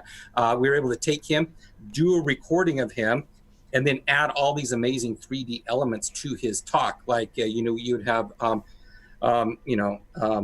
a train. You remember the story of the late 1800s, how people saw their first motion picture of this train that was approaching the screen, and the story goes that people were jumping out of their chair to avoid the train. So we were able to bring that train back in and have it, you could hear it coming, you could see the smoke coming behind the scene, and it bashes through the screen, and people in the audience are like, what is going? It's so compelling and so much fun to do that. Or Peter Diamandis gave a talk there, and he was able to have Socrates appear on the stage with him and interact with Socrates, and Greek columns rising from the floor. It was just so much fun. Again, beyond the PowerPoint. Absolutely. So Engage is kind of like that kind of education platform. You kind of where you can meet up and co-collaborate, remote work and things like that together in the application. But there's also another part of the business, isn't there, which is the VR immersive education side, which although they're under the same company, it's kind of separate. Is that right? Yeah, so, it is all the same company. And the way it's worked out, Mike, is, we're very well known for the Apollo 11 experience, right? Yeah. That was came out very early on. I think that was even running on the DK1, maybe, if I recall correctly. It was very early and very beloved title. And that did the company very well. That was kind of the launch. That was a Kickstarter title, and it did super well. Then we went on to do Titanic, Berlin Blitz, which I've heard you guys talk about many times. Yeah, great my favorite. title. Yeah. And soon to be released Shuttle Commanders coming out for the PC as well, which we're excited about. So those have been doing the company very well, while this time we've been working in the background on Engage, and finally left early access, I think about 1.5 years ago. Yeah. And here we are today. And the way I kind of like envisage the future of this kind of both these platforms together and how they could potentially merge in the future is like, you know, you have like a platform like Engage, but you then take that classroom of kids and then take them to the Titanic, for example, together as a group, you know, and then, you know, because I know like the VR immersive education mantra is kind of learning through experience, right? And I think, you know, it's so important. I think it will be a huge business in the future. But just that idea that, you know, if you went to school as a kid, you know, I hated reading like textbooks as a kid, like, you know, although I had a good imagination, I just was bored. But if a teacher said, look, here's a headset, we're going to learn about the Titanic. We're on a Titanic with all my friends and we're there and we're talking to each other. And then the Titanic actually hits the iceberg and I experience the panic of everything around me. You know, you will never forget that experience. No, because you don't forget it. You would learn it from actually experiencing it, like I said, like the mantra. Yeah, exactly. I don't know if you guys have seen this. We've actually worked with the Oxford professors, and there's this one professor that's giving a lecture about Venus, right? And at one point, he's like, he opens this portal up to Venus in the Bodleian Library, right? And it's so hot on the surface of Venus. You can actually look down on the ground and see the surface of Venus from actual shots from probes back in like the 70s or 80s, I can't remember. And the whole library just catches on fire. It's like we're burning down the Oxford Bodleian Library. Like you said, you don't forget experiences like that. Yeah. You guys are like the ones who create like the magic school bus, but makes it like a reality. Yeah. No, it's true. Like if I think about like me trying the Titanic VR experience, it's like I know exactly what it was all about and what I did. Well, you know, I watched a lot of documentaries about Titanic, but I don't have it anymore. But the fact that I feel like I was like a passenger of the Titanic is like, that's something that is usually not possible, and that's why it sticks, because it's so unique on itself. Yeah.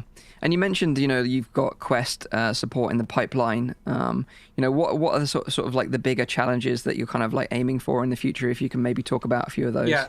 So we already do support Quest. I would say half of our users right now are Quest users. So we support all the major headsets right now, but you know, now we're going to be supporting phones and things of that nature. Right. So really going forward for us, it's helping people solve these solutions of the fact that they have to work remotely with each other, helping schools figure out how they're going to do remote education. I think homeschooling is going to be VR should be a part of all homeschooling programs, I think. And really refining. What's awesome is now that we're getting all of this attention, it really gives us this great opportunity to refine our tools to specifically what people need to be doing. We always say that one thing we want to do in VR when we're talking about collaboration is we need to at least capture the important elements that make real life face-to-face contact. We need to be able to reproduce that accurately and not lose that. And at the same time, give us tools that can go beyond what we can do in real life. Let me give you an example of that. We have a spatial recording feature on Engage where we could all be meeting in VR right now. I could hit that recording button and capture us all spatially, rewind time essentially, and step right back into our meeting as though we were there the original first time. And I could walk around you guys, I can walk around my own body, which that makes things really compelling, because now what that allows teachers to do is stand up in their headset, give their lecture, and they can spatially capture that and then put that up as a lesson, or take it into our editor and then add all those 3D elements around themselves. Awesome. Like when you think about it, like the way it could change like the future, when you think of like, you know, 10, 20 years time, you know, and, you know, it feels like you're really paving the way for the future right now, you know, setting the foundations in. But when you think about like 20 years time from now, you know, what could be possible, what could people be doing, particularly in like poorer countries where people, maybe it's too dangerous to travel to school, or it's too expensive to travel to school, and you can get this amazing education from home from maybe some of the world's best teachers, and you're all sort of logging in remotely. You know, it really becomes very, very exciting. And, you know, this whole prospect of like Ready Player One, you know, being in school in VR as well is also a very exciting prospect as well. True.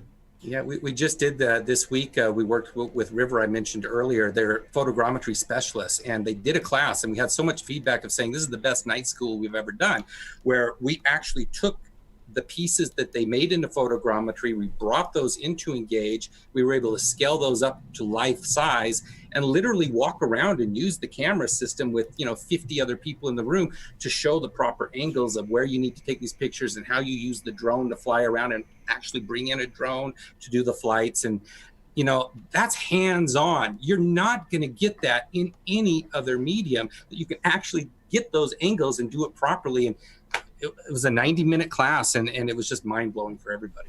Nice. So what if a consumer wants to try Engage? What can they, let's say, do? Do they need to go to your website and check out events, or? So they'll go to www.engagevr.io and you can get started right away, register with an account, get in there for free. Keep an eye on the website for different events that are happening throughout the week. We've got an awesome talk show that's coming up where they're going to show off some really cool 360 videos that are intermingled with 3D objects. It's kind of a mix of the two that really creates some magic. So keep an eye on the calendar for those sorts of events. And every Wednesday, our Irish team does a tour and shows you how to use the product and the different features in there. So definitely hop in for a tour of that as well. Okay. And if you are a business, you should just call or give us. We got a little form right there on the website that you can fill out, and I or my European counterparts will be giving you a shout. Awesome. And the last thing I want to sort of ask before we sort of move on to sort of game releases this week is what's kind of like been the most interesting use cases of the Engage platform so far that you've seen? Something that's really sort of like creative use case.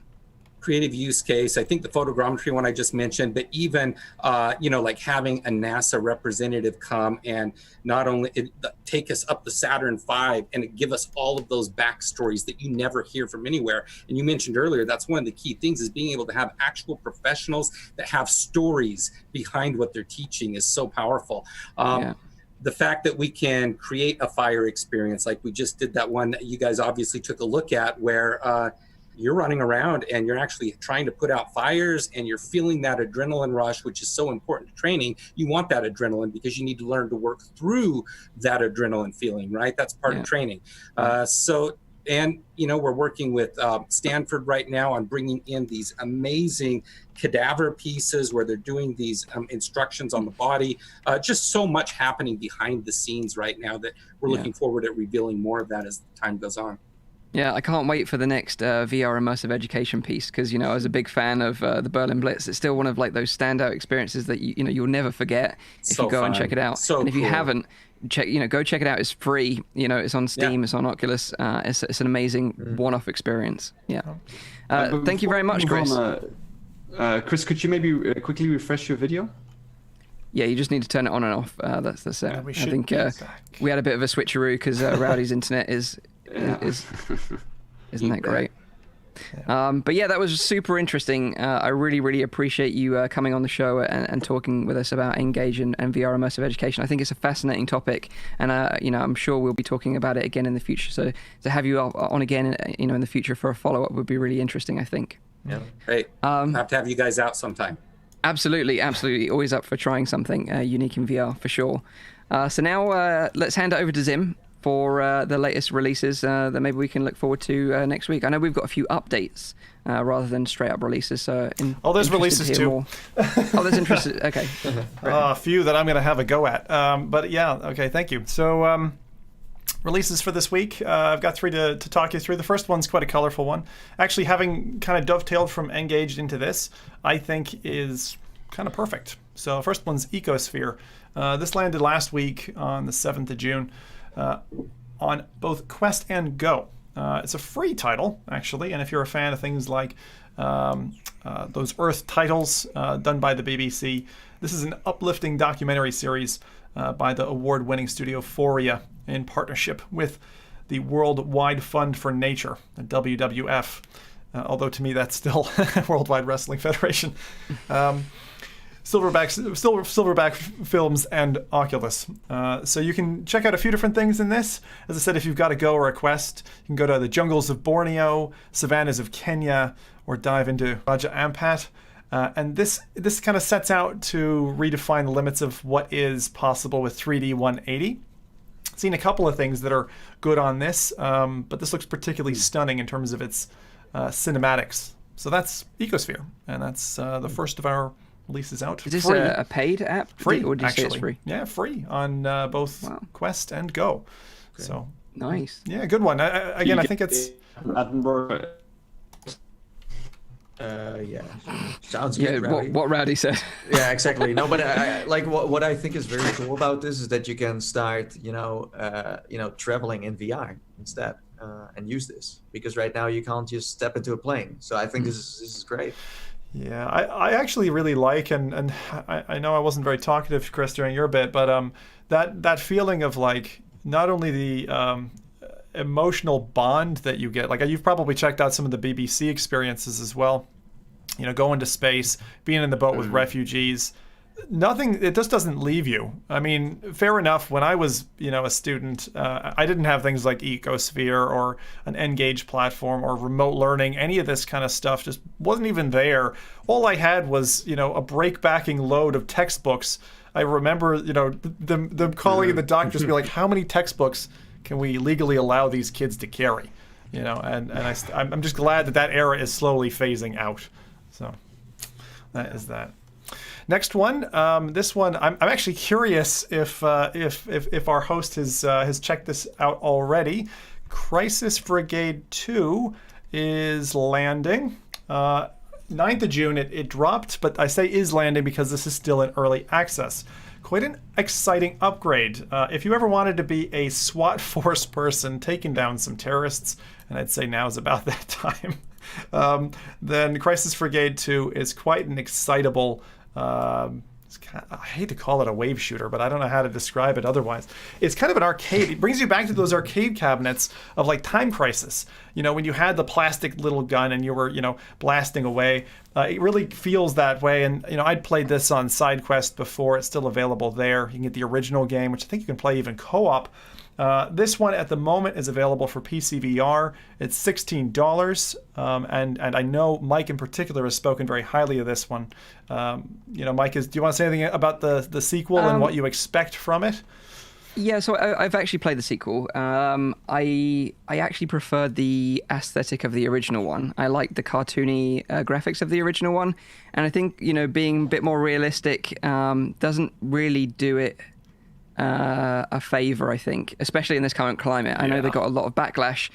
Being a police shooter where you're shooting, people, whether it be terrorists or criminals, whoever it may be, it's not a hot topic right now. So, I think their timing of releasing it probably wasn't great, and I think they probably would have benefited having to hold off a little bit longer. Yeah. Having said that, though, I do like the arcadey nature of it. It does feel like Time Crisis in VR, and it is good. It is really hard. It's challenging, very, very challenging. You will be on your knees and squatting down to avoid incoming fire, and you're going to have a real tough time of it on your hands to get through the missions, because they're all timed, of course, as well. Yeah. But it makes a good use out of your play space. Like, there are a lot of titles that are just standing experiences, and you can just use your thumbstick to move around. But this one is like, it's a good cover shooter. Yeah, in that sense. Yeah.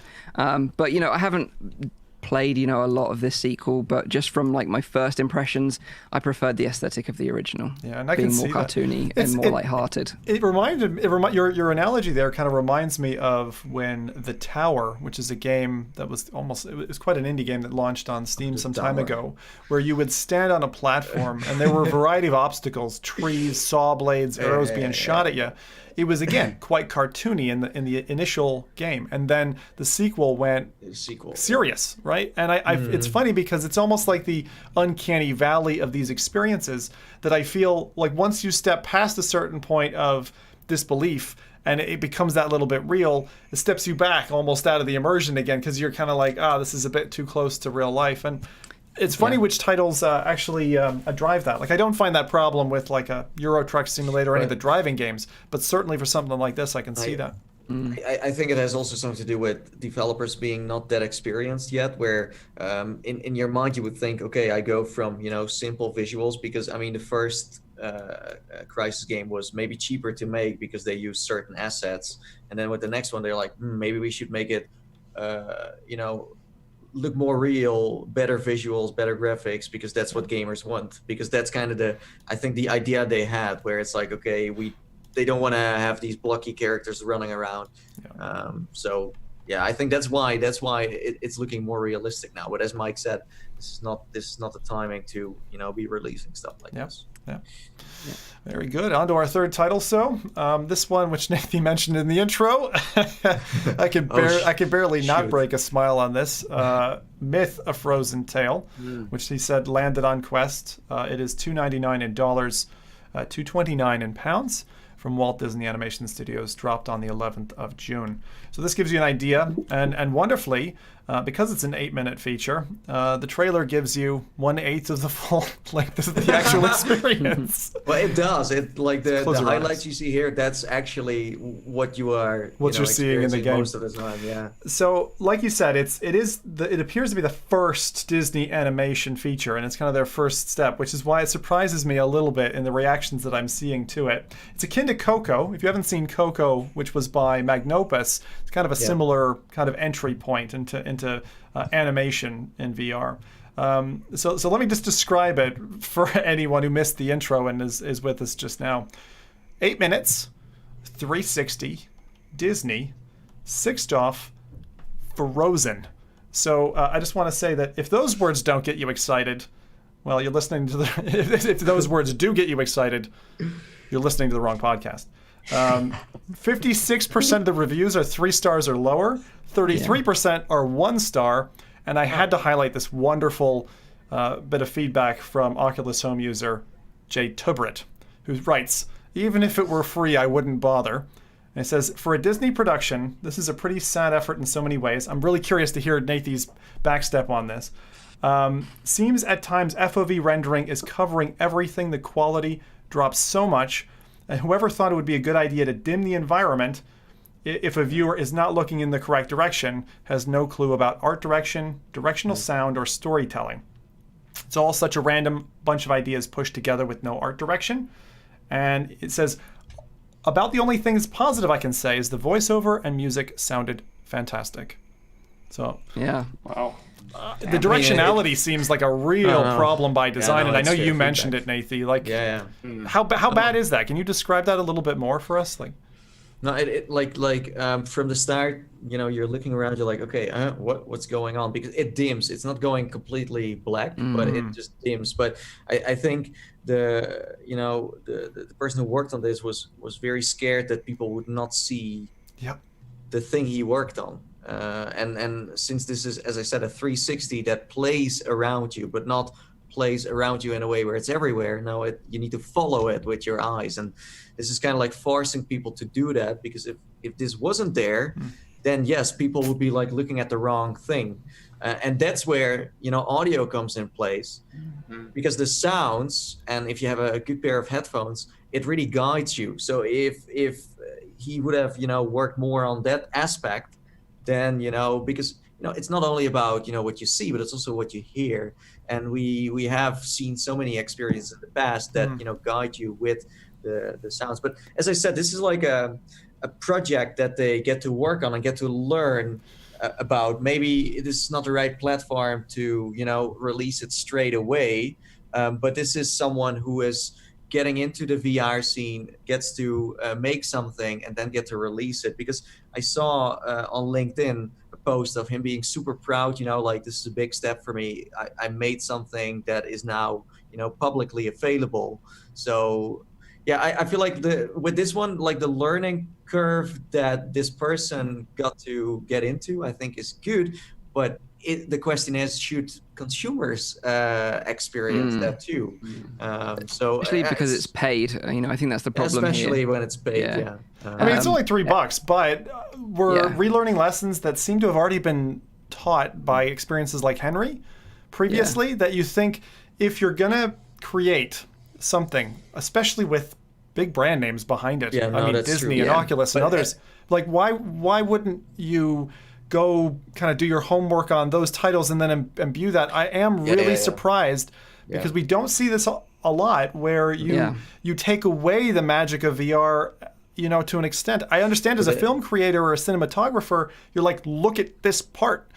But I love that the reviewers are kind of calling it out and saying there are other ways to actually incent people to look at the scene that you want them to see. I think the problem here is that this guy who made this should get an audience to show this to and get feedback. Exactly. But because it's Walt Disney, a very big company, and even that is an understatement, like Facebook cannot say no. It's like they are like, we want to publish this on your store. Like, who's gonna say to? But don't you think it's the other way around? Like, I always thought, like, seeing this, because you see Oculus kind of grabbing a few big names and tagging it. I thought Oculus would have reached out to Disney and said, "Hey, can you do something?" And then they would put some money against it, build this project, and launch it, because it's not launching anywhere else. No. I'm saying it that way because Facebook is usually the one that is very tight with quality control, and we have seen that in the past, and that's why I'm saying it. Because if they would just look at this from a general standpoint without mentioning Disney, I don't think they would have approved it. So I see your point. Yeah. So El Bagdal Wonk in the chat says, just let it go. Let it go. Do you want to build a snowman? Mike, can you add a bit of harmony to that? Can you just can you walk us through the song, please? I really like that name, by the way, because it's knowledgeable written backwards. El Bagdawonk? Yeah, he's one of our guys who I've only races. just realized that. It's amazing. It's an amazing name, exactly. So those are the three releases: Ecosphere, Crisis Brigade, and a Frozen Tale, which is Myth, the Quest exclusive. I find that a very odd set of releases this week. They're very much clashing and for very different audiences. So that theme is there. But there are a few, as Mike mentioned, key updates that have come to existing titles. One of which we'll get, I hope, Chris foaming at the mouth. Although I know he's already bitten into that steak. I'm already and this is No Man's Sky. So if you don't know Chris already, he's a No Man's Sky guy. And as we were talking up No Man's Sky last podcast, why not do it again now? So there is, as he mentioned at the intro, true cross-platform multiplayer, just been patched in since the 11th of June. Seems like a lot happened on the 11th of June. So Xbox One players, PS4 players, and PC all can explore and journey together. And like, this is what we've wanted for so long. I remember getting on PC, and I had a friend who was on PS4, and we couldn't play. And then I'm like, oh shoot, am I gonna go buy an extra copy of the game to play on PlayStation? I did, but that's pain I'm glad we don't have to do now.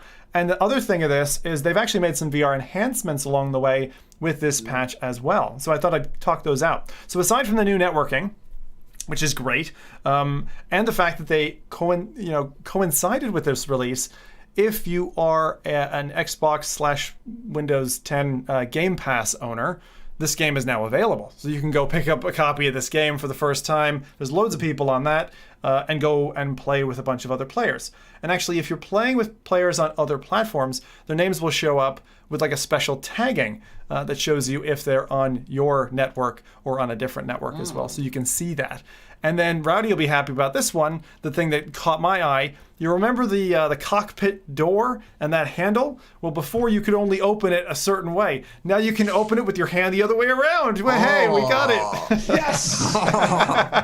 Wow. Sweet satisfaction in that, I think. So I'm curious, Chris, you've been banking hours obviously into this in the back time. What should we be excited about? What have you been enjoying? Here's another big upgrade they made. We finally have full body avatars in No Man's Sky. We used to just have the hands, if you recall. Yeah. So now you can look down, see your body, and even cooler, now that when you go into camera mode, you'll see yourself to take those shots, which is awesome, right? Yeah. And then, maybe it's a placebo effect, maybe it's not, but I have a partner that we play with all the time, and we swear the graphics are getting better and better as time goes on. I swear they're just adding stuff in regularly, and it seems to be running smoother. I think they've got new server systems or something. It does seem to be running smoother. They've made some changes. I don't know what those changes are. Yeah.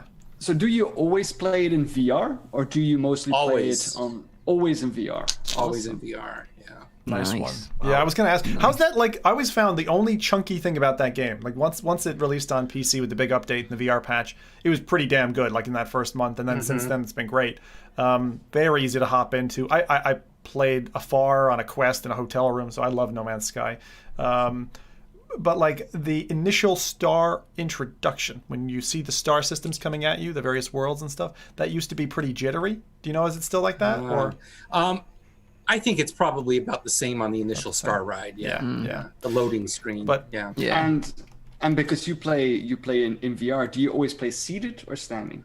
If I'm in my ship, I'm seated, and if I'm out of my ship, I'm walking around my room space for That's sure. awesome. And that's a big thing for me, right? I play around with the idea of presence a lot. I'm a huge fan of, reach out and touch those objects in front of you. Really increase that immersion. I'm all about that. So I'm walking whenever I can. I'm sure. And like I mentioned earlier in the show, that you got to get this patch. In fact, let me pull it up here. There's a patch out that allows for the HUD, because that's always been one of the problems, is you're just inundated with so much information in your face. That was always an irritant to me. And I used to turn off the HUD, but then you've got your own set of problems if you do that. You can't live without it. You have to be toggling back and forth. And please tell me, I am listening open ears to this, Chris, because this is what I've wanted. So here's the deal. So when this minimizes the hub, it doesn't completely remove it, it minimizes it. So there is a balance there, which I would still prefer like nothing, but it does give you some valuable information. What it forces you to do in your brain, though, is pay more attention. So you're paying attention to the environment. You're paying attention to that voice when it says you're running low on oxygen. You're looking for those signs that you might be in a bad spot. It just makes you so much more aware. It's like, I compare it to, you talk to a lot of younger generation today, they don't even know where north, south, east, and west is. Why? Because they're looking at their Google phone. They're reliant upon this for all the information. You kind of lose your ability to spatially coordinate. Yeah. For me, what it causes me to do is like, I can identify immediately now where, it's a new rock or it's a new plant, and I want to pay more attention to that. Whereas in the past, you just let that interface do it all for you. To its detriment. It's pretty heavy that way, and you lose that immersion of actually stepping into the game and enjoying that experience. Do you have a name for this mod? What's this thing called? Do you know? Yeah. Let him look it up. Rowdy? I quickly say, I have to mention though, like, although I don't like HUD in a game like No Man's Sky, because you have like a helmet and that kind of stuff, it does make more sense for me to have it there rather than when you're playing, the new James Bond VR game or something like that. It is something about like, when you have a helmet on and they integrate it nicely, much like the Iron Man VR experience has done as well. Even though there's a lot of HUD there, it kind of makes sense for their HUD to be there because it's like this space simulator or this Iron Man VR experience. I mind it less then. Yeah, fair enough. So one beautiful story that I just remember is Mike and Zim meeting each other for the very first time in No Man's Sky.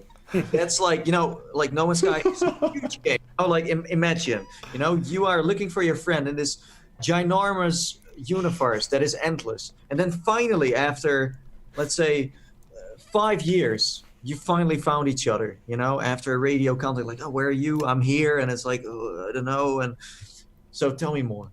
Please remember me. So yeah, Nathan set it up perfectly. Like we took ages to find each other, and then we went to find each other and we said high five, and then he punched me in the head and I died. And then I had to respawn, and then we had to find each other again. It was chaos. But like, it's got such a steep learning curve, that game. I remember like trying to learn on stream for the first time. It was very, very challenging. But, yeah, like they were like, can you not read instructions? Can you not just follow simple instructions? I'm like, it's just so overwhelming at first. But I did get there in the end. Yeah, there's a lot to it. Anyway, Chris, did you have a name for that? Yeah, it's the Clean HUD and Room Scale VR mod, which again, that allows you to cruise around in full room scale. You didn't used to be able to do that. And the creator of that is High Notes. Thank you. Well, that's on the Nexus, of course. Thank you very much. Thank you, High Notes, for doing that, and thank you to Hello Games for backing the experience that they first launched to a lot of public trauma, and they've just kept putting their heart and soul into it. Cross-platform, true cross-platform multiplayer, not easy. Not easy. Not very many games do it. One other game that's had a beautiful update is Boneworks. And Boneworks has, I think the most iconic thing about this zombie warehouse update has to be the board gun. So it's a gun that like those tape accessories that you have like at Christmas, where they like stick the tape down, streak the masking tape across the box. You do this and you create 2x4s to help progress around this zombie warehouse level, fight off zombies by boarding up windows, and even stick 2x4s through zombies, killing them in the process. So if you're one of the physics nuts who really enjoys Boneworks, the janky physics simulator, this is an amazing spectacle, and I think you do have to check this one out. This is a cool update. Again, that is something that is landing on the 18th of the month, so not just out yet. This is Boneworks update 1.5, as always, coupled with an amazing promo video to show us, what it can do. Again, Brandon GLA and the amazing work that they do is just. I mean, there's a zombie in a barrel rolling down some planks. I mean, you can't pay money for this. You know what I mean? So, can I say one thing about Boneworks? Like, I really, really hope that they have to open the workshop for this game. Yeah. Totally agree. Quickly. Look at what's going on with Half-Life, Alex. That's all I have to say. But it's important. Look at Blade and Please Sorcery. do. People will forget about Boneworks if they don't. Almost a different game now. Yeah, but I think people will forget about Boneworks if they don't. Yeah, I have to say it was my immediate reaction to seeing this trailer and this update was exactly that. It's look at the success and the fervor around Half-Life Alex, and taking Nathan's point, if they don't, all you've got is vanilla Boneworks to an extent. I mean, they're adding stuff. It's a bit like H3VR. H3VR has continued to add stuff in, and it does bring it to the top of the news posts. But the viral spread that you get with new stuff that wasn't from the initial creator is important. Yeah. But I just wonder, I for do that think project. that H3VR is not really the game that lends itself to do something like that, because it's so catered to that I think it's very hard to get other people making content for that. I don't know. I mean, other people can make content to it, but I think it would lose a little bit of the game. Yeah, well. But I appreciate what Zim's saying about Boneworks. Having workshop support would definitely boost it for sure. Yeah, but anyway, look, I'm happy what's out. There you go, Boneworks update 1.5, 18th. Just look out for that if you're into it. And the one thing I would say, because Rowdy used to pick on Boneworks for the hand physics and that, in update 1.4, which just came out recently, they improved punching, climbing, swinging, and added a few music tracks. Nice. So I have everything set up, I'll give it another shot. Yeah. You should. And I actually think this is one of those growers that in a year's time, it's going to be such a polished experience. It's going to be so different to what we had in November, December. Last couple of things, and I'll just run a little run of Astrobot in case some of you forgot who Astrobot was. 3 deals that I think are important for you to see, and a caveat. So first off, okay, PlayStation players, I don't have any new games for you, but I did notice on the US store, not the EU store, Let's Create Pottery VR is launched on PSVR for $20. I would personally say stay away from that. It's quite underwhelming in terms of its VR mechanics. Feels a lot like a flat game. I know I did a bit of pumping hot air into that one, so I just wanted a caveat to that. Astrobot, however, is on sale. And this is where the injustice really comes from. On the UK store, this is only £13. In the US store, it's only $10, which I think is fantastic. That's like the price of $10? it's like the price of a sandwich in the States these days. So Astrobot is one of those games, nice. like Super Mario, it's a character you can't but love, is my opinion. And I tend to like serious games and stuff like that. But Astrobot, you get smitten with it, with the control schemes. I've never seen the controller, and I'm including static in this comment. I've never seen the PSVR DualShock controller used so well in a VR game. I think that is the best example of it. The last thing I'll say, which Mike actually mentioned as well at the start, we've got a pairing on Oculus Home between OhShape and Synth Riders, and for £21 you can get both games, which I think is a pretty good deal. So I don't want people to miss out on that, particularly if you're stuck at home and stuck in an apartment with no sun or whatever. I know of examples of friends who were in that spot, and you've been there for months. You might be itching for a bit of exercise. So I still, as I said before, I still think that the marketing thing they did here is genius, because usually games are competition for each other. So it's like, but I'm not gonna promote my my neighbor. I like what you're doing with your VR stuff, but that's it. But this is very cool. I think, very cool. as you say, it's really smart. I haven't seen it. It is very smart. More players in the VR space do that. That's a good idea to double up. So there you go. That's our releases, updates, and deals for the week. Nice. Back to you, Mike. Nice. Thank you very much, mate. Thank you very much. So I'm just going to repeat the show times again. If you've got any questions in the chat for any of us or for Chris, now is the time. We've got a couple of questions already about No Man's Sky, but I'll go over the show times again and maybe you can have a little read of those. So just a reminder, this is a weekly VR, AR, and MR talk show, live streamed every Saturday on YouTube and on Twitch. And don't forget, you can also catch the show live in VR using big screen TV, which is totally awesome. The show goes live at 7 p.m. in Europe, 6 p.m. in the UK, and 12 midday in Central US. And you can also check out the audio version, which is available on iTunes, SoundCloud, and on Spotify. And Nathan always reminds me to tell you all, hit the like button and subscribe to the channel if you enjoy the show on YouTube. We really appreciate it. So we've got a couple of questions. 2 questions about No Man's Sky. Has it got flight stick support, and how easy is it to pair up with friends? That's a good question. I think flight stick support is a no, but there are some really ingenious, and I said ProTube before. There's a ProTube. Oh, yeah. So you can go to protubevr.com, and they have this really interesting sticky pad with a cup holder for like your Rift controller.